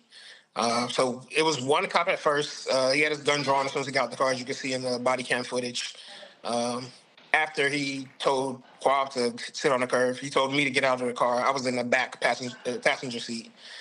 I had my drink in my hand, and I asked him if I could put it down. He said no, so I had to take it with me. And then he told Jeff to get out the car last. And then he called for backup. You could hear him coming in the background. You heard him say that the backup is coming. At this time, he didn't tell us what was going on. We still don't know why we were being pulled over. So right now, y'all don't know. Y'all still don't know why you got pulled over. No, as you heard him say, he said he was going to let us know in a minute. A minute turned into maybe 5 to 7 minutes. We didn't know for a while why we were being pulled over. Yeah, Roland, these are all great questions you're asking, and that's what we're starting with to get to the bottom of the initial provocation of the officers and why these young men were pulled over, why they were handled the way they were handled. Okay, so first of all, I don't see it in, I don't see it in the script. What it says, you're visiting Arizona. Where did this take place in Arizona? Glendale, Arizona. Okay, Glendale, Arizona. Okay, got it. Correct. All right, so how long were y'all detained? Like 15 to 20 minutes. Yeah, I would say 20 minutes. Yeah, 15, 20 minutes for so sure. So after 15, 20 minutes, then what happened? They just let y'all go? Yeah, once they detained us, read us our Miranda rights, put us in handcuffs, put us in the back of the police car, then they told us why they were treating us that way. Once they said that, my brother Quab, he had the reservation for Turo for the car, so he was able to show, he was still handcuffed, but he gave him his password. They unlocked his phone. That's when they saw the reservation and saw that we didn't steal the car. We legally rented it from Turo. And then they had a brief discussion with their other officers, and then they took the handcuffs off us eventually. So they confiscated the rental car, though. So, well, hold up. This is where I'm still. So they reported. So they claim that someone else reported the car stolen? Correct. They said it was a stolen car, and we were the ones in possession of the stolen car. They also said that we fit the description of suspects, which you still to this day haven't heard. Wait a minute, hold up. So you rented the car through Turo. Correct. And so was that a person there was a person's car? So yeah, there was another company that uses Turo to rent out their cars. And we rented it through that company, but of course, yeah, the umbrella company is Turo. So ultimately it was through Turo. So did y'all then call the company and say, yo, why is that they claim this car was reported stolen? What did the company say? Well, not at that moment, because of course, after a situation like that, you deal with the shock and the trauma. So our main goal after that situation was just to make it back to our Airbnb safe and sound, because we've never been in a situation like that. Now, when did this take place? This was Saturday night, guys? Yeah, Saturday night, February 1st. February 1st. Okay, so it's been 2 months. What did the company say when y'all said, hey, the cops claim this car was reported stolen? Well, they said it was a mistake. They said they did report it stolen, but then they said that they recovered the car. That's what the company said. The company claims they did report it stolen. Correct. But they recovered the car. Yes. They recovered the car. Correct. So did the company ever notify cops? That's the $1 million question, sir. We're not sure. Okay. And that's where I. So Kevin, I gotta ask you, you attorney, who the hell y'all suing? Everybody. I'll be very, very clear. We're investigating, and all the responsible parties are on the line until they're not, until they can prove that they didn't do something wrong. I'll be very, very clear.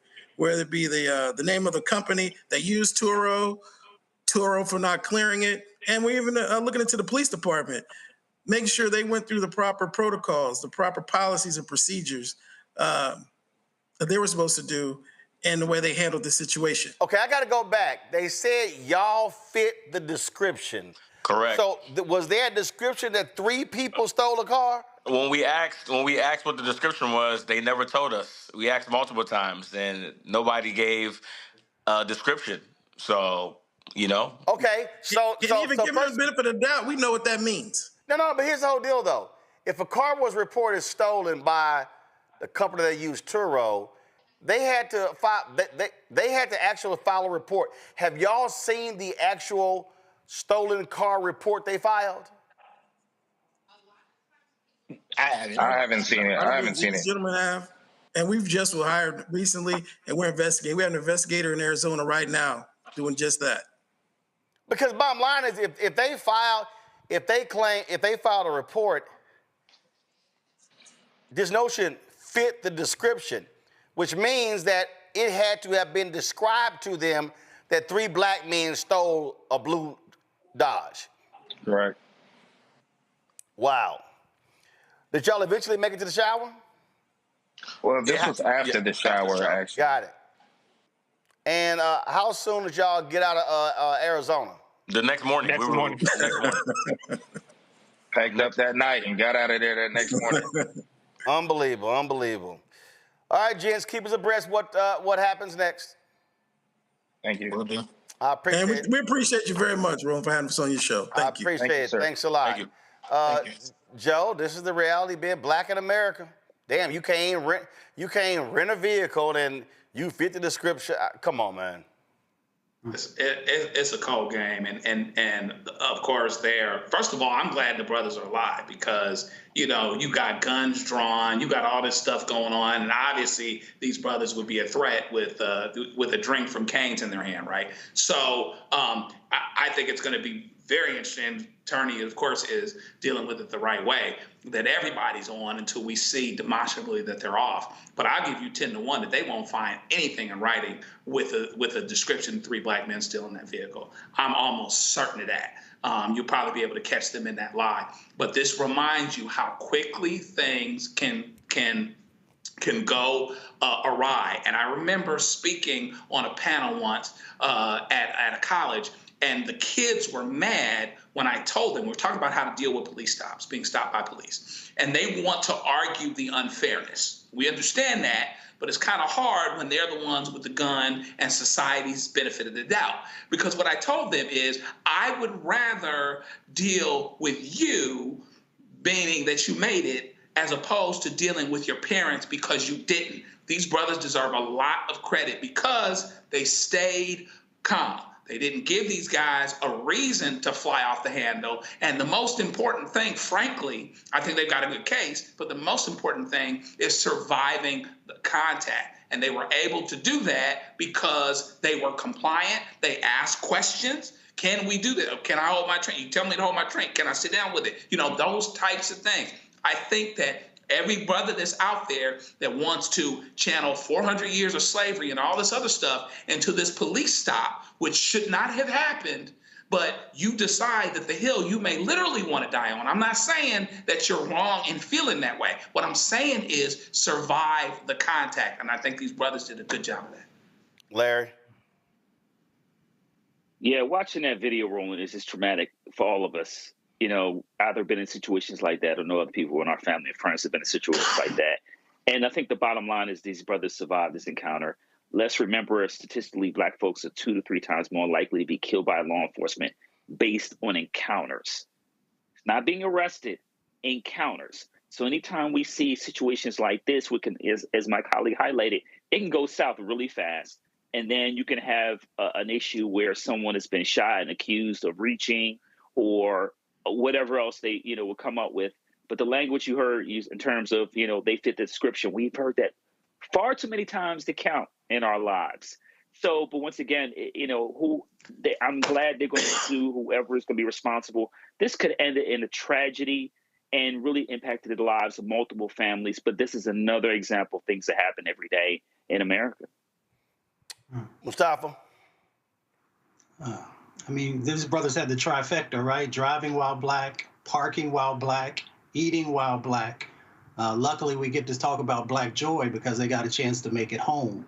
And Joe talked about survival, and that's what it's all about, so that we can live to fight another day. So it'll be interesting to see how the case plays out, and hopefully they get justice.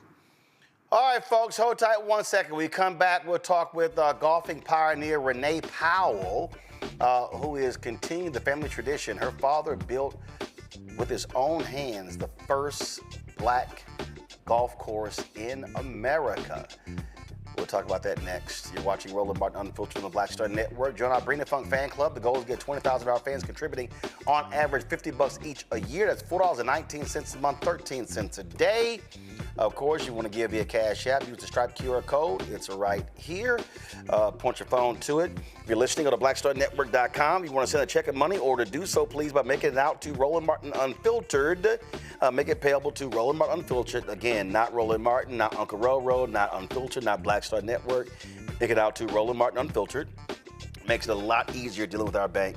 Y'all, PayPal's R Martin Unfiltered, Venmo's RM Unfiltered, Zelle, Roland at RolandSMartin.com, Roland at RolandMartinUnfiltered.com. Be sure to get our swag, get our new shirts and our merchandise by going to RolandMartin.creator-spring.com. The QR code is there as well. Or go to the BlackStarNetwork.com. We'll be right back. This week on the other side of change. We're going to examine how foreign policy impacts domestic policy and how domestic policy impacts foreign policy. We are all intertwined, and we're going to have Hannah Reid help us break down that topic. We should not want our country to be the big bad wolf of the globe, because that puts us in a really vulnerable position safety-wise as well. Only on the other side of change on the Black Star Network. What's going on? This is Tobias Trevelyan. Hey, I'm Amber Stevens-West. Yo, what up, y'all? This is Jay Ellis, and you're watching Roland Martin Unfiltered.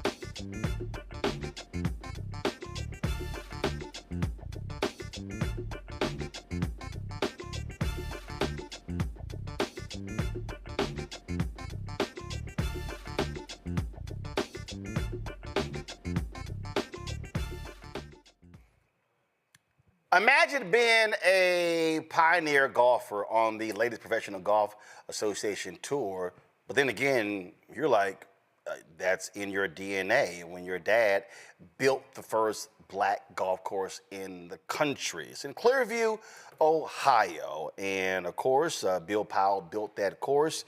The family continues that course. It's called Clearview Golf Club. It's in Canton, Ohio. First of all, it's near Canton, Ohio. And they have an annual fundraiser. There's a golf tournament taking place in June. Renee Powell joins us right now. She is the LPGA, PGA head golf professional at Clearview. But not only that, she also, of course, made history herself on the LPGA tour, has traveled all across the country, and also a lot of different things are named after her as well. Renee, glad to have you here. How you doing? Good to see you. I know yesterday you were wearing a great big cowboy hat. Well, yeah. You played in the tournament in South Carolina, so I'm wearing a hat tonight. Well, yeah, I was at the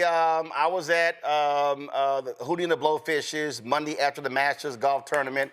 My man Darius Rucker invited me. I had all my Houston Rockets gear on, so I had to represent H-Town, and so that's what I was doing there. And but today is Jackie Robinson Day, and so I always listen. I normally only wear Houston Astros stuff, but on this day I make an exception by wearing the Brooklyn Dodgers blue. So that's what I'm doing. So again, like I said, we had a great time. Yesterday, teeing off with the guys. They raised a lot of money for education efforts there in South Carolina, and so we had a good time. So yes, I had some fun, and am always hitting the golf course somewhere. This was us playing Sunday, teeing it up in the teeing it up in the practice round, and so we had a great time yesterday. So let's talk about what you're doing next month. I'm sorry, in June. Yes. In June. Well, in June 8th and 9th.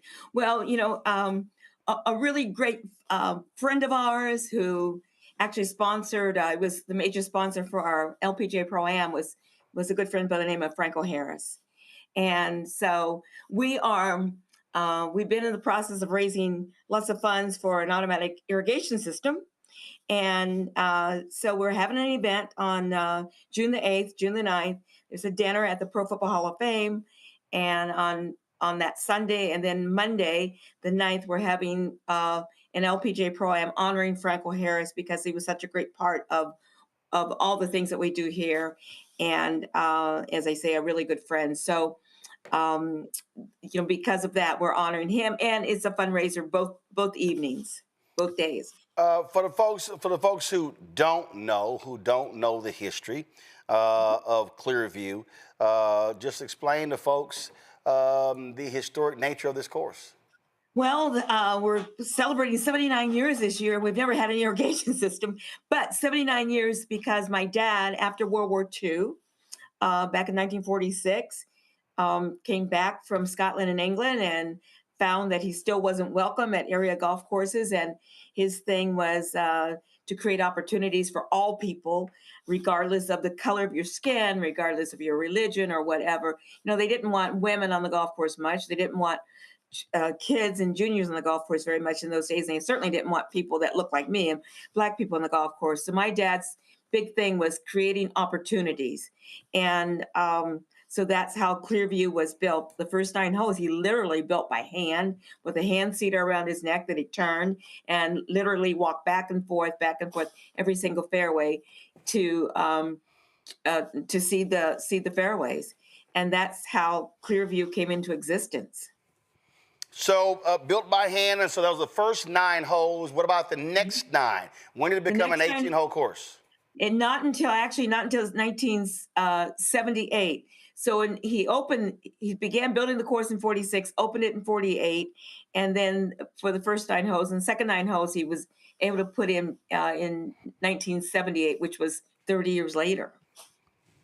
And so you talk about this irrigation system for people who don't understand. Right. If you don't have water going to all parts of the course, it's going to be a problem keeping it in shape. You're right. And the thing was that we have sort of antiquated irrigation where we had to drag hoses from green to green. And the greens are big. When Daddy built the course, his thing was he was only going to build 9 holes, and he made the greens very large, based off of some of the greens that he saw in Scotland. And they were for different pin positions. So when we put the hoses out, we have to water the greens. It's 4 different pin positions, and it takes an hour each time. So every green takes 4 hours to water, but we can water 9 greens at a time. But now it was so dry last year and so hot. We said that there's something we needed to do. We needed to make a change somehow, some way, find a way to get an irrigation system in. And so that's what we're working on now. And they're working on it. And we're doing lots and lots of fundraisers and making contacts with lots of people. So you and your brother, talk about how do y'all still keep this going? Who does it? Go ahead. Yeah, so I mean, because of the fact that it's pretty incredible. I mean, Clearview is now in the National Registry of Historic Places, one of a very handful of golf courses out of the roughly 16,000. My brother has been the golf course superintendent for years and years. I came back to be the head golf professional, so the two of us work together.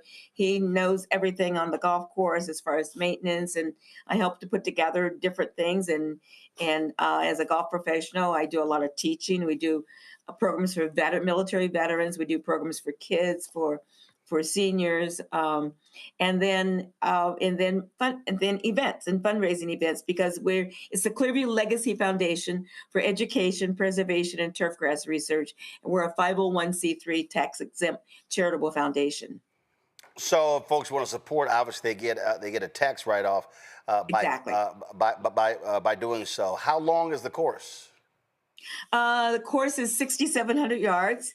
And from the backs, and the front 9 is a nice walkable 9. The back 9 is not as walkable. Well, it is. I mean, you can get good exercise really. So, and there's 4 sets of tees on all the tees. I'm trying to think. I think I played there twice. I think the OJs had their golf tournament there. I played there, and let me say, listen, if there's anything people need to understand, golfers will tolerate decent tee boxes. They'll tolerate decent fairways, but if you got some jacked up greens, it will get added to. And I have no problem saying this here. The greens at Clearview were absolutely impeccable. And again, I played golf courses all around the world, and I was like, yo, brother be handling his business with those greens. Yeah, he babysits those greens. So yeah, and you know what? I think that's the golf course and the greens helped me when I went out on tour, actually. Yeah, because the bottom line is you got those fast greens on tour. This is some video here of your father driving a golf cart. There was a story that was done on him. And again, a legendary figure. And I don't think people really understand the racism that he had to deal with, but also the racism that you had to deal with when you were on the LPGA tour. Oh my gosh, you're right. So, I came along 20 years later after Daddy had built the golf course, playing on the tour. And I used to get threat letters on my life, and I'm like, I'm in my own country. All I'm doing is trying to hit this little golf ball. Back then, all the golf balls were white. Now we have yellow and pink and green. But trying to hit this little golf ball and not bothering anybody else. But, it was because I first went on tour back in the late 60s. And so there were a lot of things that were not very pleasant. Absolutely, absolutely. And so lots going on. So tell us about this golf tournament next month.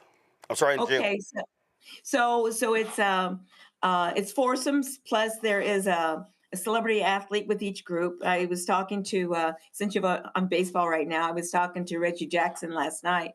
And so Reggie is planning on coming to that because he and Franco Harris were very, very close friends. He's going to let me know, whether he can be there 1 or 2 days or both days. But also Cheyenne Woods, who played on the LPGA tour after me. Cheyenne is, as most people know, is the niece of Tiger.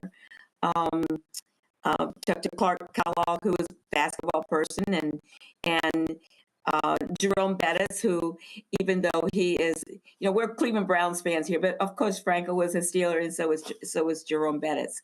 So it's going to be a fun event.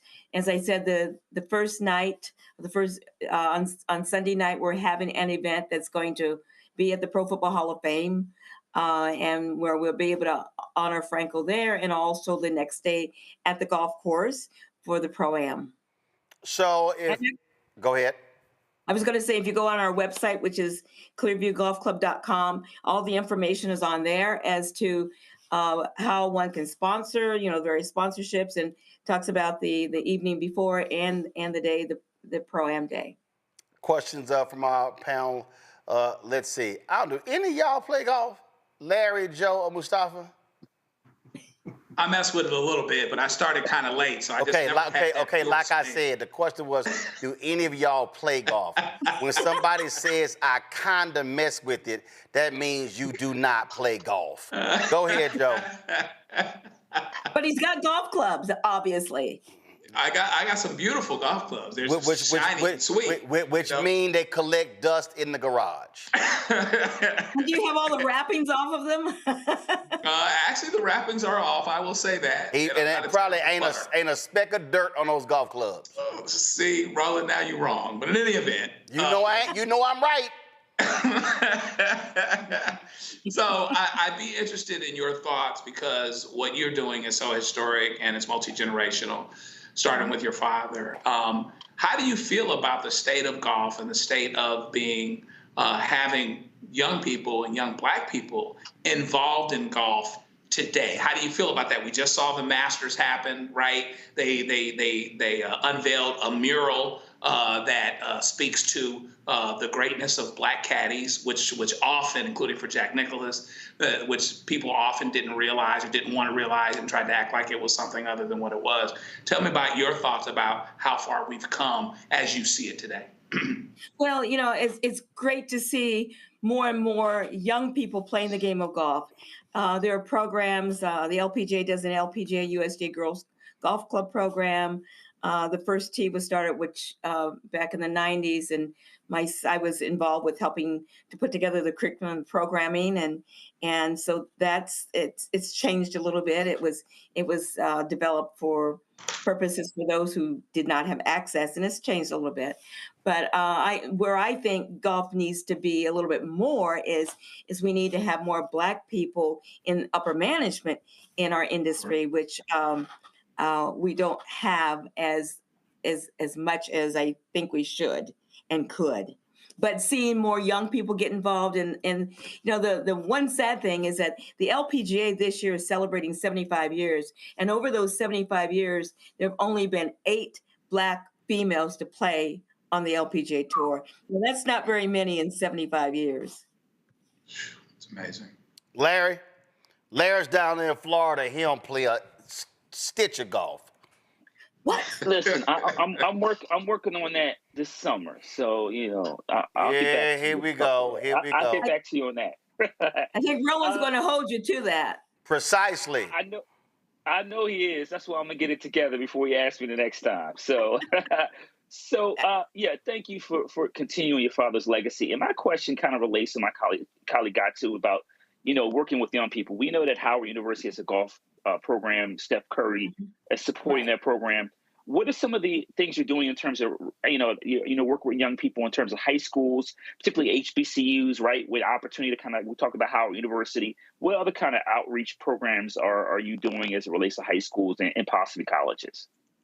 Well, actually, when I first left the tour, one of the things that I did do is I went around to many of our HBCU schools before anybody else has gotten involved or even thought about them, because my thing was to go to these schools to talk to the young people, telling them that once they leave the academia world and go out into the real world, golf is a sport that they needed to know how to play.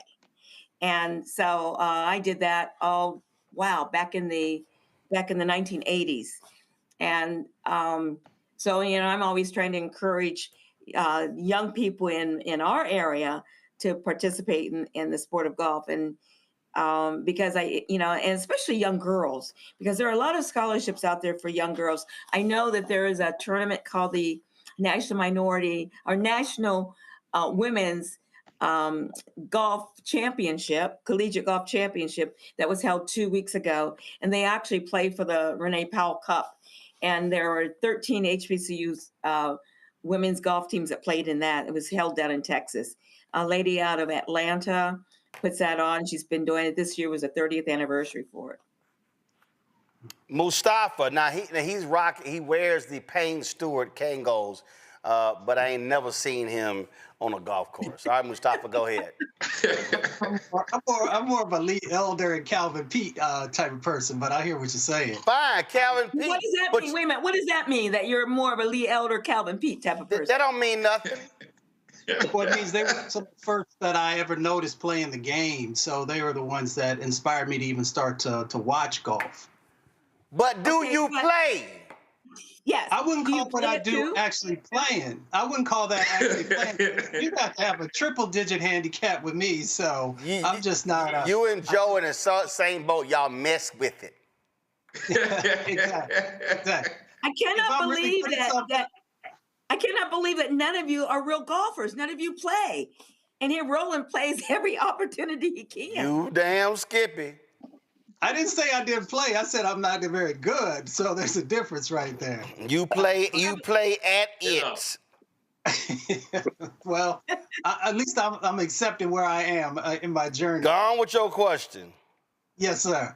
I just wanted to say thank you for your journey and your father's journey. I was curious. We had a conversation earlier in the show with the Black farmers around owning land. And I was curious about Clearview and how your father was able to get that land, especially, at the time that he developed the course.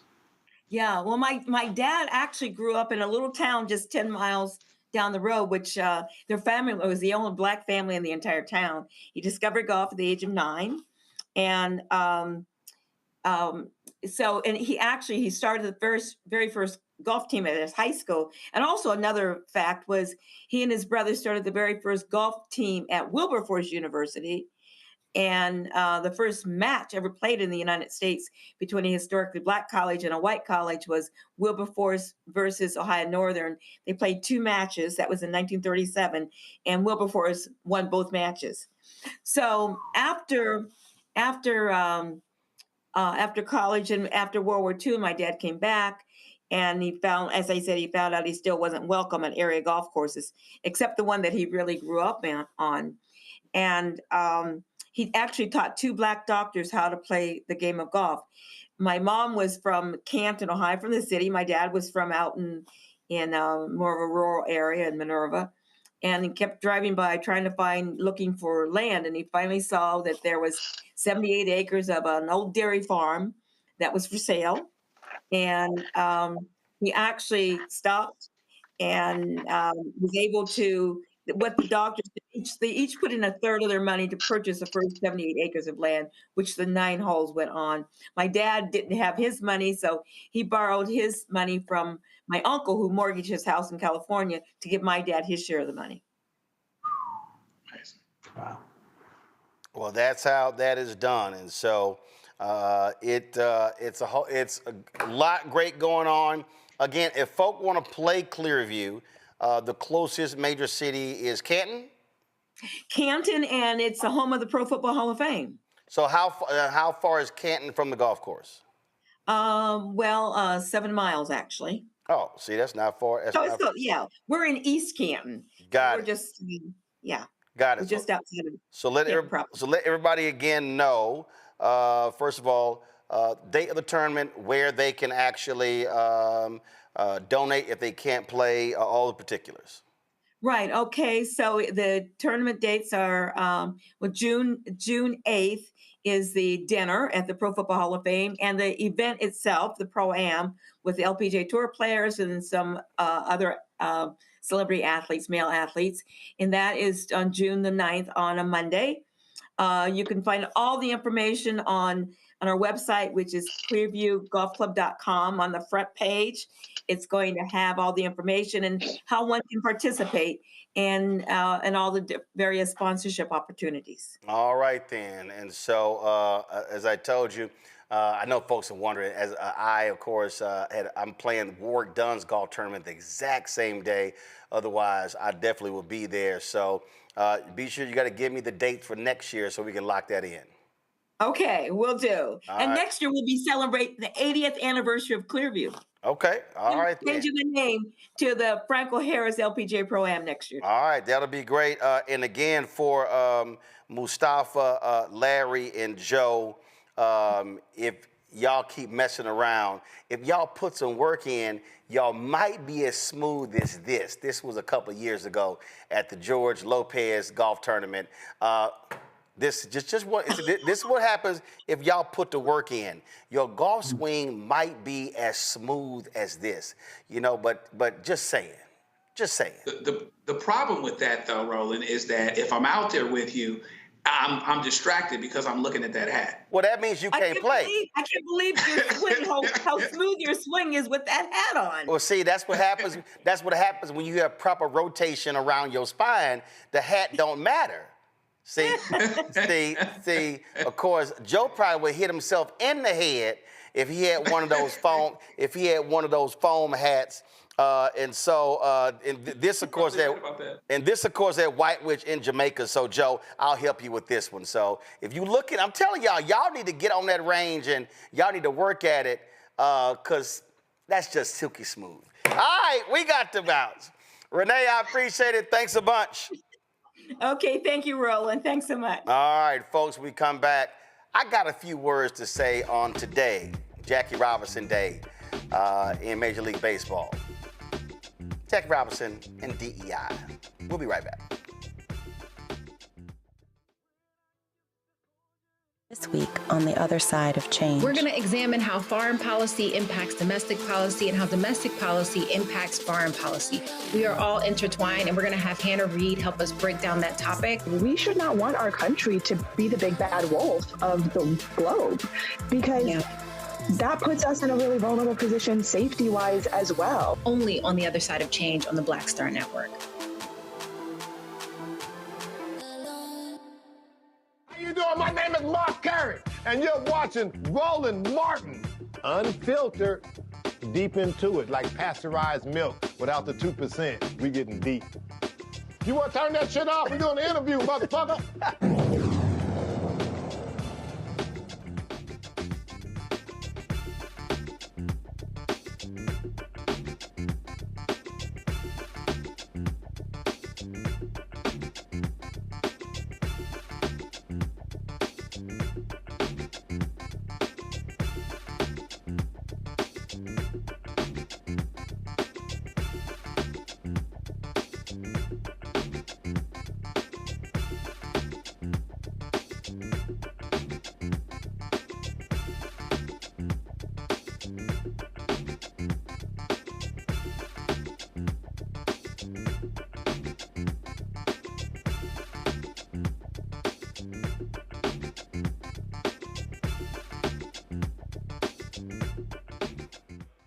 All right, folks, today is April 15th. Normally we know today as being tax day, but this is also known as Jackie Robinson Day. This was the day that Jackie Robinson debuted in white Major League Baseball. Now, let me explain. I know some of y'all are sitting here saying, why did he frame it that way?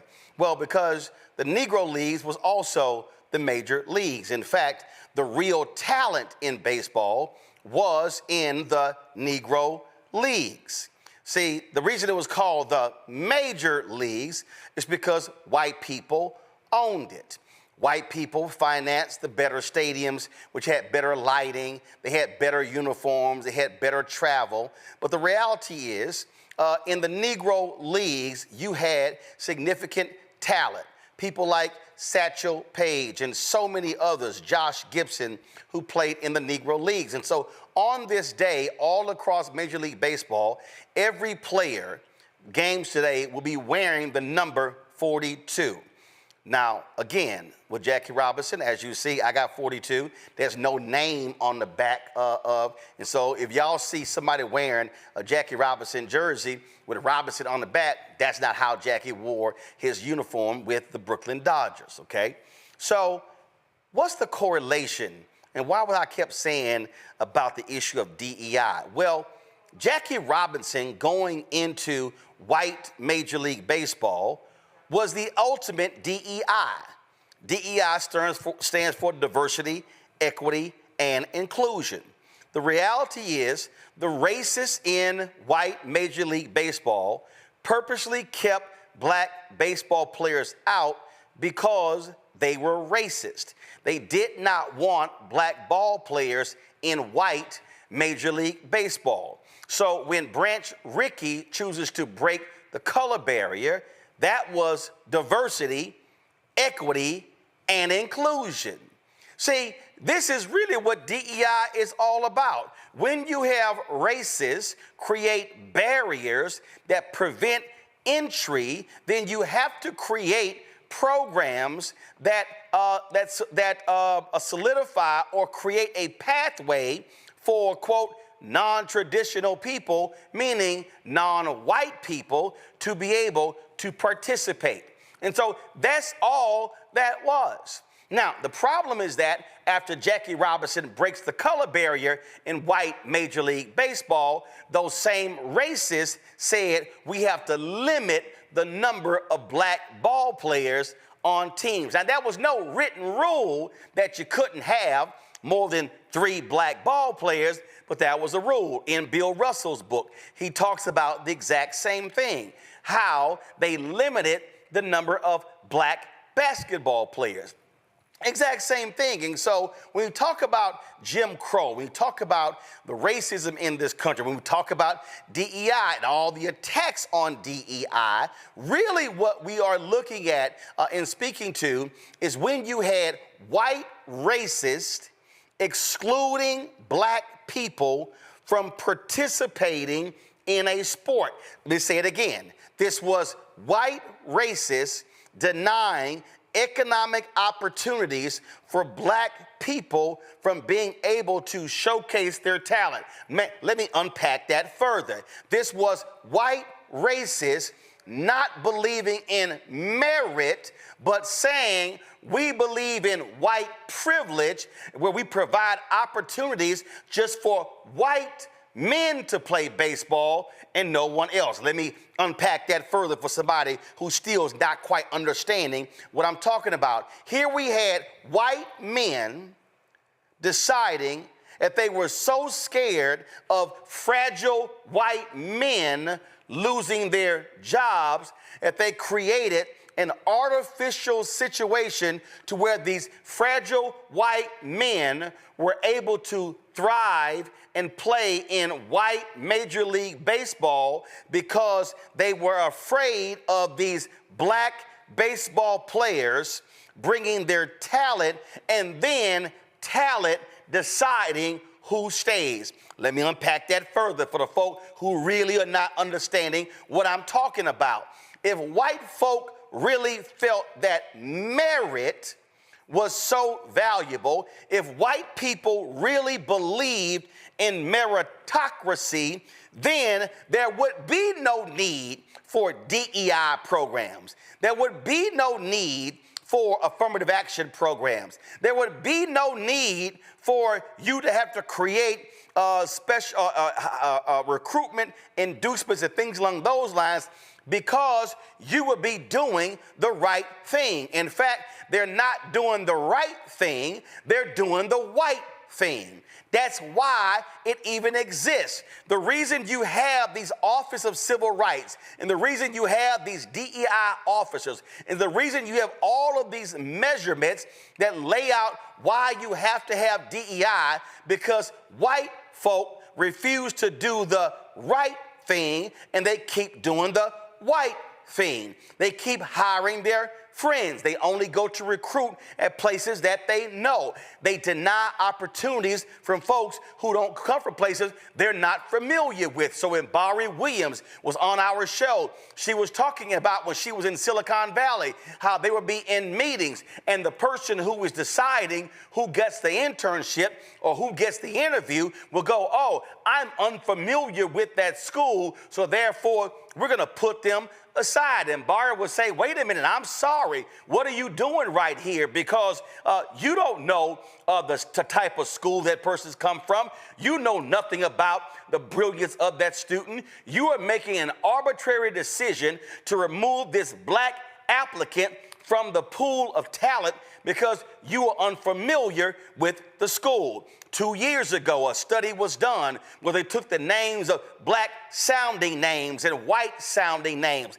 exact same resume, and then they sent it out, and the white-sounding name had a 50% chance of getting a call back for the interview than the black-sounding name. We had a white-sounding name and a black-sounding name, but the exact same resume. See, this is why I don't want to hear nothing from any of these white racists when they talk about they are against DEI, because they say nothing about that. They have no problem defending white privilege. White privilege is not a phrase that speaks to white people with economic resources. White privilege means that by virtue of you being white, you get the privilege of getting a call back. You get the privilege of being hired. You get the privilege of being able to walk in stores without being accosted. You get the privilege of being able to sell your home at a high value. You get the privilege of having books of white people and photos of white people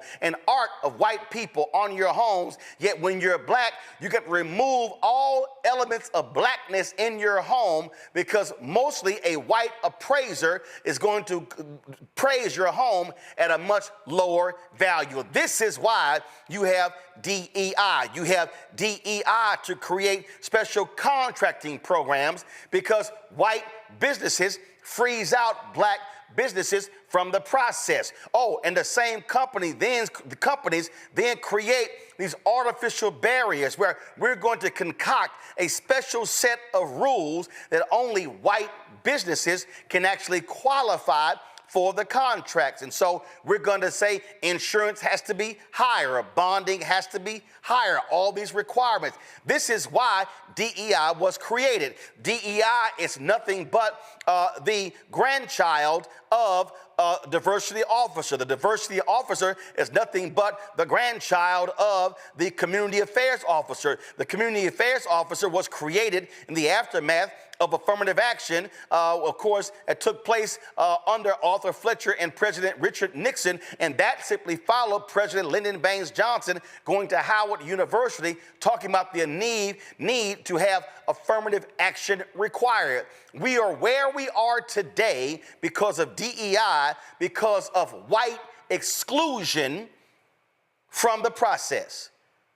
White folks in this country created a system where they excluded black people from all parts of American society. Black people could not tap grants. Black people could not buy houses. Black people could not buy car loans.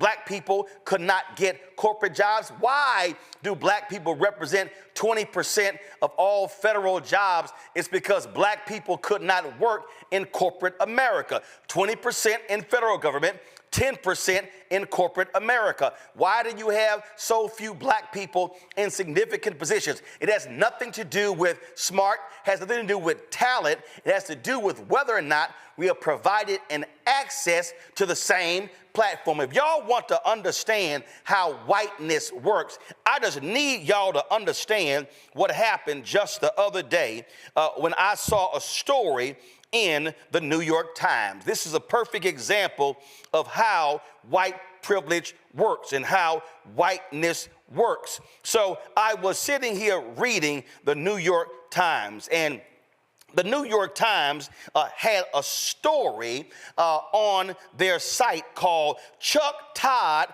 Wants You to Meet the Pods." And it says, after leaving NBC News in January, the former Meet the Press moderator is starting a new chapter as a media entrepreneur. And I saw that and I was kind of like, wow, that's interesting. So allow me to read further. And so I then began to scroll down, and in the article by Benjamin Mullen, who is the media reporter for the New York Times, he begins to describe the life of Chuck Todd. And he is going down, and he said, after leaving the corporate home of Meet the Press in January, Mr. Todd is embarking on a career as a media entrepreneur. He has a podcast and a YouTube channel and plans to hire other hosts for a podcast and video network focused on politics and culture. He also said he was working with an advisor from a major financial firm to build or acquire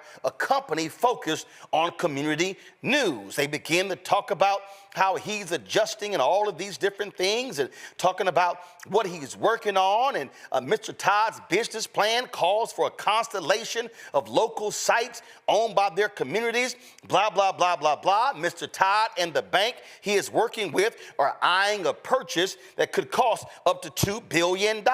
He declined to say whether he had lined up any backers or specify the company they were looking at, but he ruled out major newspaper publishers. Now, I saw that article and I said, my God, it's amazing the things that Chuck Todd is doing. So then I went over to YouTube, and then when I went over to YouTube, I said, well, man, Chuck Todd has got to be killing this thing on YouTube, because they are describing Chuck Todd as being a media force, a media entrepreneur. And I just sat there and said, man, he must be killing that thing. Well, the day I saw the article, I said, wow, it said to me that Chuck Todd had 2,100 subscribers on his YouTube channel. No, I'm sorry. I didn't say Chuck Todd had 2.1 million. I didn't say Chuck Todd had 210,000. I didn't say Chuck Todd had 21,000. They said Chuck Todd had 2,100 YouTube subscribers. Well, today, this is just 3 days later, he now has 8,200, 8.28. And I sat there and I said, my God, he's tripled his numbers, quadrupled his numbers in 3 days. He's gone from 2,100 to 8,200. Now, some of y'all may say, Roland, I don't understand. Why are you sitting here bringing this up? Because in 6.5 years, the New York Times has, matter of fact, I take that back. The New York Times did call us when Ben Smith was the media reporter, when they were working on the Carlos Watson article, but they never called us to do a story on how I built Roland Martin Unfiltered from the ground up to now have almost 2 million subscribers, how we've been profitable for 5 years, and how I built a network called the Black Star Network that has, oh, I'm sorry, let me go back to that Chuck Todd story, because the Chuck Todd story said that Chuck Todd is working, they said Chuck Todd was working on launching that's right here. He said Chuck Todd plans to hire other hosts for a podcast and video network focused on politics and culture. Oh, do you mean like having Reverend Dr. Jackie Hood Martin have her show fulfilled? Do you mean like having Greg Carr having his show, The Black Table? Do you mean Bria Baker and Jameer Burley having their show, The Other Side of Change? Do you mean when we had Stephanie Humphrey's show called The Pivot, when we had other shows that on the network? Do you mean that the business show we are launching right now? Do you mean that the health show we are launching right now? Oh, I'm sorry, the New York Times, Benjamin Mullen, has never called me about this. Now, if you're a media reporter, you can't say you didn't know, because Steve Bottiglio with the LA Times, the media reporter, did a big story on us last year, laying out what we are doing. I see some of y'all might be saying, Roland, I still don't understand the point. The point I'm making is it is white privilege when you are a white media voice and you get a large story in the New York Times when you have launched a podcast that has only generated 2,100 subscribers, and they land out a story where you are talking about acquiring a company upwards of $2 billion when there's nothing in your history that shows you've ever owned or run anything. We call that white privilege. And see, this is precisely what we're talking about here. See, on this day, Jackie Robinson, in his book, I Never Had It Made, always talked about how do you create opportunities? How do you create space? Jackie Robinson said in his own words that if there is one black person who is not free to move and operate the way they should, then I have not made it.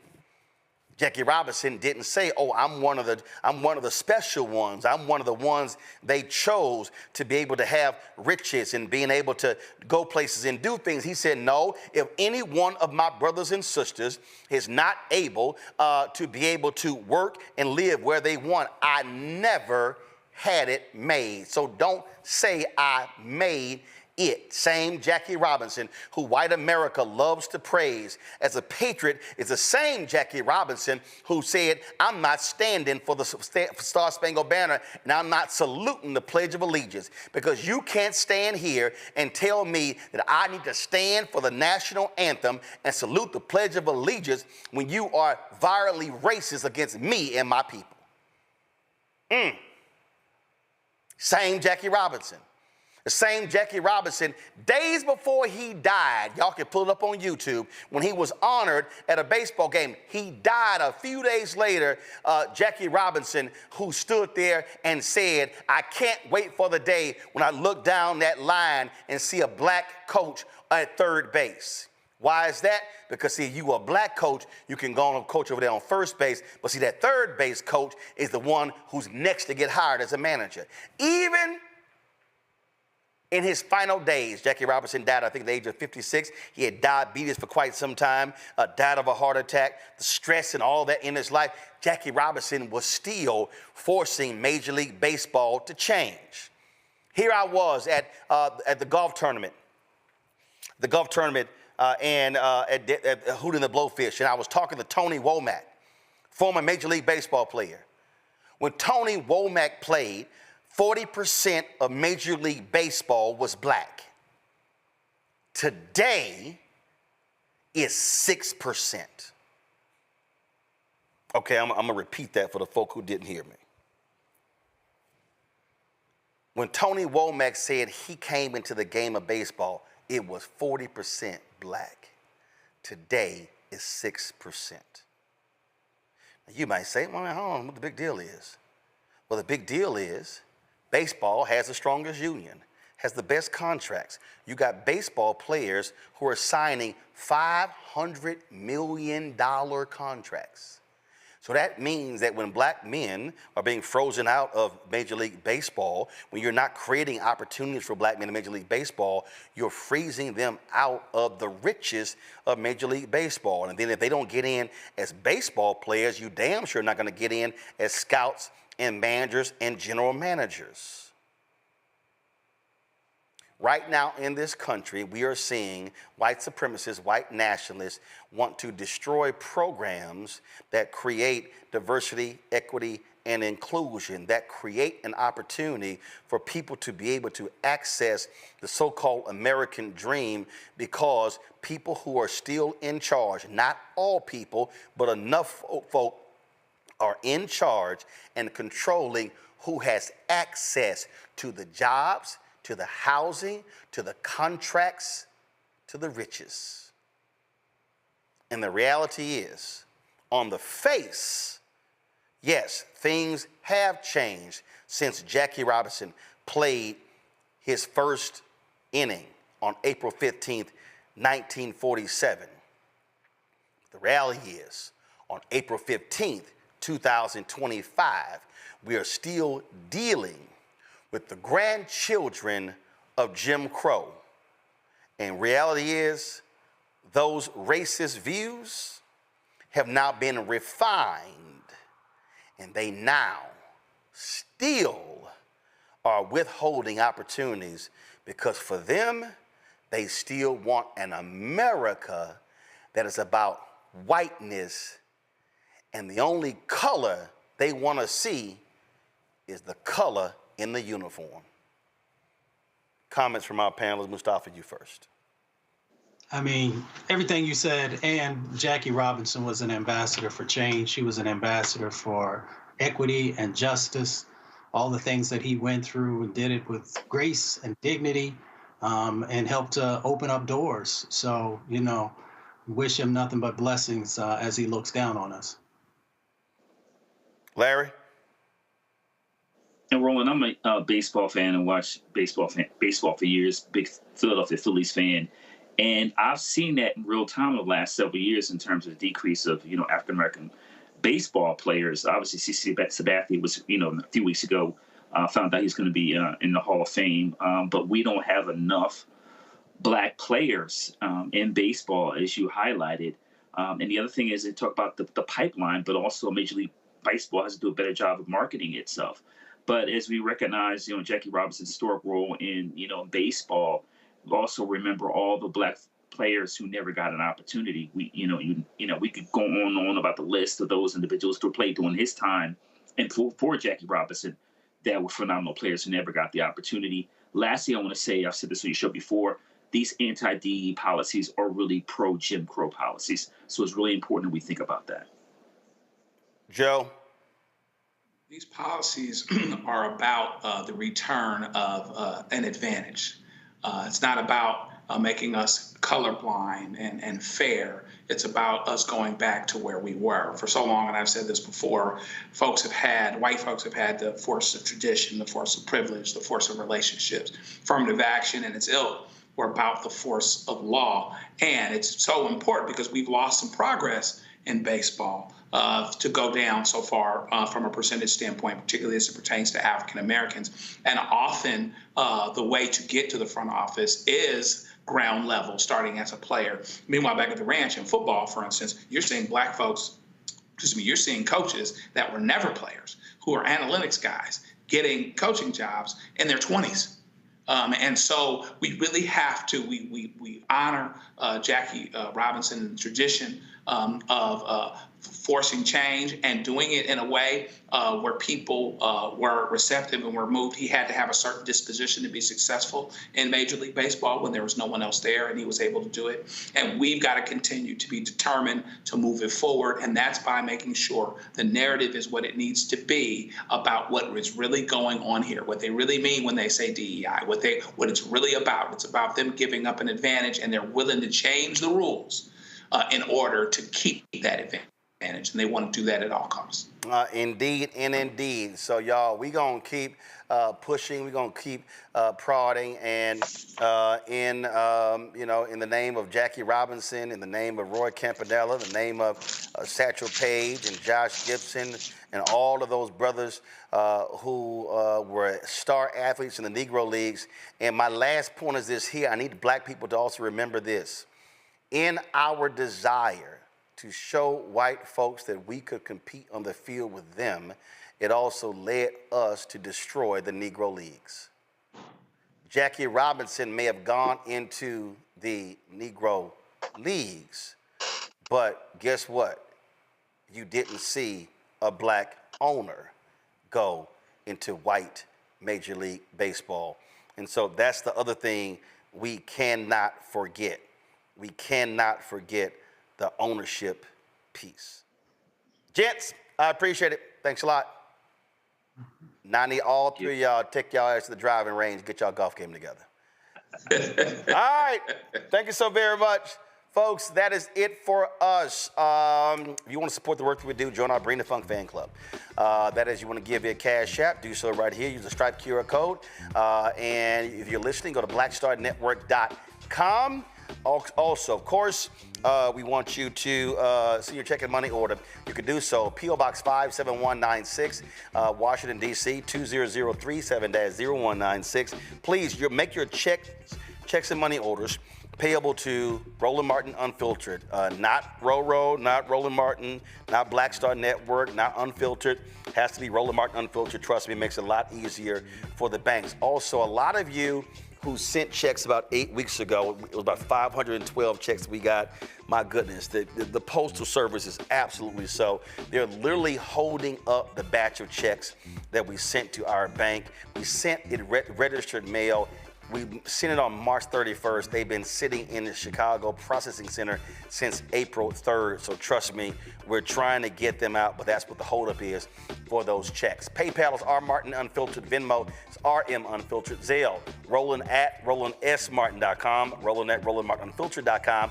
Download the Black Star Network app. Apple phone, Android phone, Apple TV, Android TV, Roku, Amazon Fire TV, Xbox One, Samsung Smart TV. Also, of course, you want to get our swag. Get our swag. If you want to get our shirts, mugs, all that good stuff, well, you can do so. You can do so by going to rolandmartin.creator-spring.com. We got our new shirts. MAGA chose between woke or broke. They chose broke. They sure did. And of course, get the shirt. Don't blame me. I voted for the black woman. So order it there as well. And the QR code is there as well. Be sure to get a copy of my book, White Fear, How the Browning of America is Making White Folks Lose Their Minds. Available at bookstores nationwide. Get the audio version I read on Audible. Download the app Fanbase. If you want to support via investment, go to startengine.com/fanbase. That's it, folks. I'll see y'all tomorrow right here. Roland Martin Unfiltered, right here on the Black Star Network. Holla! Black Star Network is here. Oh, no punch! A real revolutionary right now. Thank you for being the voice of Black America. All momentum we have now, we have to keep this going. The video looks phenomenal. See, there's a difference between Black Star Network and black-owned media and something like CNN. You can't be black-owned media and be scared. It's time to be smart. Bring your eyeballs home. You dig?